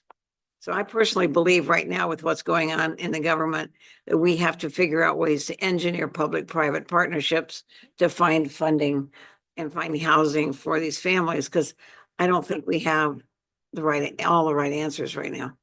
Sorry, it's in the moment, I agree. So private, step on up. Government has stepped up for a long time. And I agree with public-private partnerships without question. And I need to make sure that you are connected with the county, because all of those resources listed there could be helping you in placing some of those people. The whole point about guaranteed income is to give people the resources they need to make the best decisions for them. So if they had the resources, they wouldn't be looking to you for help on Friday afternoon. They would have the resources to pay their rent and find places to live. And so I think that's the focus of guaranteed income, is giving people the resources they need to prevent the trauma and drama far too many Angelenos find themselves in. But I need to make sure you're connected. Christine, don't let her leave without knowing how to call you, so we can help some of those people without question. I think the county program, it was my desire that it be as least restrictive as possible. So we didn't say you had to have a child. It was wide open to really test the model. So many of the pilots all across the country had specific, populations they were serving.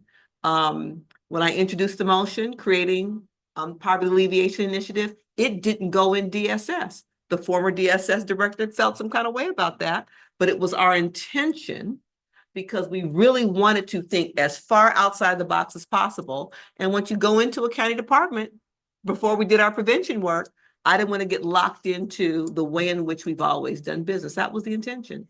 We were taking advantage of the use of ARPA dollars. And we have to also look at the political realities. We all credit Tubbs with this vision. Not a new concept. Nixon loved it, just didn't stay president long enough to do anything with it. It was a part of Dr. King's poverty alleviation, didn't live long enough to see it through fruition.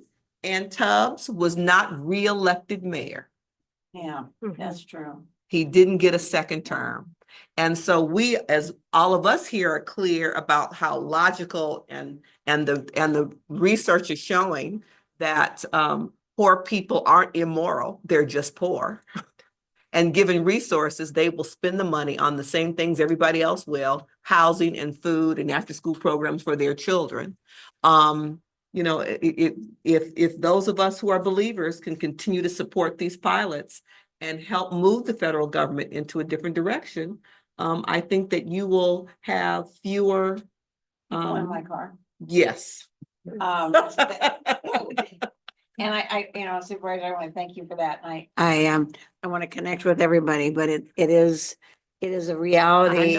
And sadly, and I think a reality for many of us in this room right now, with the federal government going the direction it's going in, that if we don't have private resources to underwrite and help us out, that the poverty and those living in poverty are going to be more seriously And I think impacted. those of us in other levels of government are going to continue to be creative and look at the pilots that we've designed and championed to continue to redirect non-federal dollars to be used much more efficiently and effectively. Commissioner Byrd, then I'll come to Vice Chair McBride. So I really do appreciate the presentation. I was thinking that to end on a note of hope, maybe, as the Department of Mental Health's MHSA funding is getting transformed over to the Behavioral Health Services Act, 4% of our annual budget for MHSA, what's now MHSA or what will become BHSA, will be going to the State Department of Public Health to operate prevention-funded programs. We've learned recently that those programs will be largely grant opportunities. I think that this would be a great place to start advocacy now at the state level with the Department of Public Health, just the state in general, about the success of these programs and how we should ride the wave of what's already successful for the individuals within LA County. And so I do think that you have data, you have a lot of data.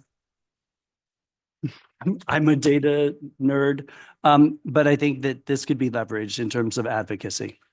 I agree. And the state did a smaller pilot too, as I recall. So the state has some experience as well. Very true.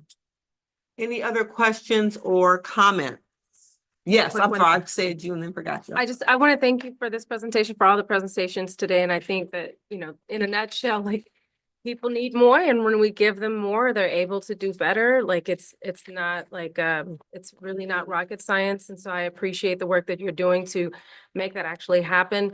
I just have a question about just the nature of the pilot program. So the data point that you shared about just $100 increase can create a 9%, can affect 9% of the people's ability to pay their rent. Makes me think about, so if they're receiving an extra $1,000, you know, a month, that can be a huge life-saving, life-changing amount. What happens at the end of the pilot when that is not, and I'm assuming they know from the outset that this is a short-term. Is there a transition that happens with those families so that they can manage and they don't lose the gains that they've earned in that time? Sure. And I want to make sure Christine gets a chance as well. That's a great question and a very challenging one to find an adequate answer to. We did our best to make our participants aware of additional services like financial coaching, housing stability, and advisory capabilities. But those were just warm handoffs. Like, we couldn't force people to do that. We didn't want to force people to do that. We found from the beginning, people were very clear-eyed about when the pilot program would be ending. But that's really the answer. It was a pilot program. And we know that folks came into Big Leap in very different situations. Some were using the money exclusively to pay off debt and their rent, like really basic needs. Other folks were able to put a little bit aside. And as General Manager Marquez mentioned, go back to school, start small businesses, become a little bit more self-sufficient. So we're hoping that each of these pilot programs that runs in different cities and serves, you know, pregnant people or the formerly incarcerated or foster youth, they're all proof points that show people in different situations getting unconditional cash, you know, have different outcomes. And then, you know, with a 3-year program like Breathe, maybe that gives people even more time to stabilize. And therefore, when they're coming out of the program, there are fewer that fall back to where they started. But it is a reality of the program. It's hard to measure. It's hard to swallow also. And that's, I think, the biggest case for doubling down and creating permanent policy. Like, we know it's at least working on a temporary basis. A lot of folks were able to escape on a more permanent basis, but more would be able to if there were just, you know, more funding and the longevity of the program. I appreciate the transparency in your answer. And I think it just underscores the fact that GBI is just one piece of the puzzle. Like, it's got to be a collective effort, which is why we have the prevention and promotion. But I do appreciate that answer. Thank you. You know, I would add, I went Tubbs, I went with Tubbs and a number of Assemblyman Matt Haney, some from other parts of the country, traveled to Kenya to see the longest running guaranteed income pilot in the world, 8 years. And Tubbs and I were in the village looking at each other, and Tubbs says, "What's the equivalent at home of this woman having purchased a goat?" Because she took her money, bought a goat with the first check, bought the second goat, the second check, and they made it right. So then when they made it, she sold those goats. And from the goats, then she bought a cow. And so we like, yeah, so what's the equivalent of a short-term investment? And it's education. It's those who are on the Breathe program 3 years, who can be a LVN or to get a trade or whatever. It's I think the equivalent that we really battle our break, it's education. It's the gift of the additional resources, education for her or himself, the tutoring and extra resources for their children that will magnify as they matriculate through school. And I really struggled with, this is 3 years. I need people to understand that. And folks understood it and planned accordingly. Again, trust people, they will do what's best for them. And so they made life plans knowing that they would get this help for the additional 3 years, starting a small business, getting the extra training they needed, whatever the case was. Even, I didn't want to create the cliff effect by augmenting their income and then having them lose subsidized childcare, Section 8. We worked to get clarity in waivers to make sure that this wasn't going to be 3 years now you don't have your Section 8 voucher anymore. So we were really thoughtful in not compromising people when the program ended. But folks were clear and were willing to step up and have a 3-year plan to use those dollars to the degree that they could. Yeah. If I can just add, I really do appreciate the name of the county's program because I've heard it repeatedly too from our participants. It allowed folks to breathe, and people were not angry when it was ending. They did really plan for it. And I think what we also learned is that most people don't want to rely on public assistance programs indefinitely. And what they appreciate about this program and the county program is that we were transparent. There's a beginning and there's an end. And people, again, because they are in the driver's seat, were able to plan for that beginning and that end and transition off. I mean, of course, like we're not solving all of the challenges that we have, but we've seen so much more success stories come out than, you know, the challenges that I think we assume are still in place. I think that $12,000 for that 1 year period really was a life changer for so many of the families that we worked with.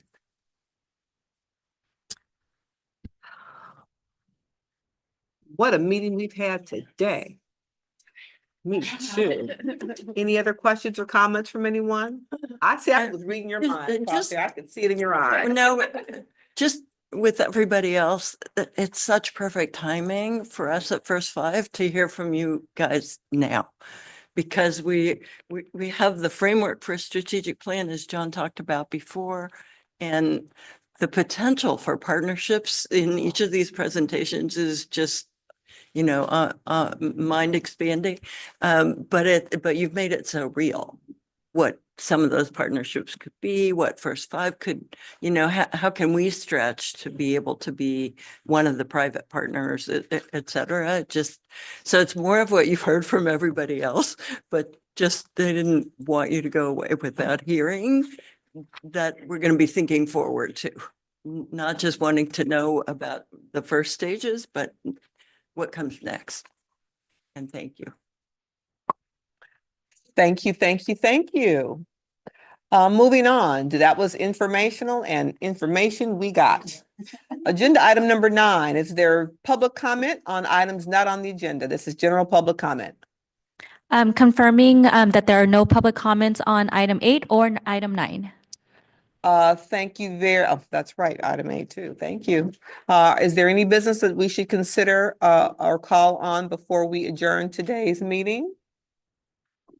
Hearing none, we're now adjourned. Our next meeting, we will be back for our next, this isn't right. Our next regular board meeting will be on May 8th. Yes, I think there's an executive committee meeting in April, but our next full commission meeting is May 8th. I see some inquisitive looks, but Carla said it, so that is it. May 8th. We'll see the full commission back May 8th. Thank you. We stand adjourned.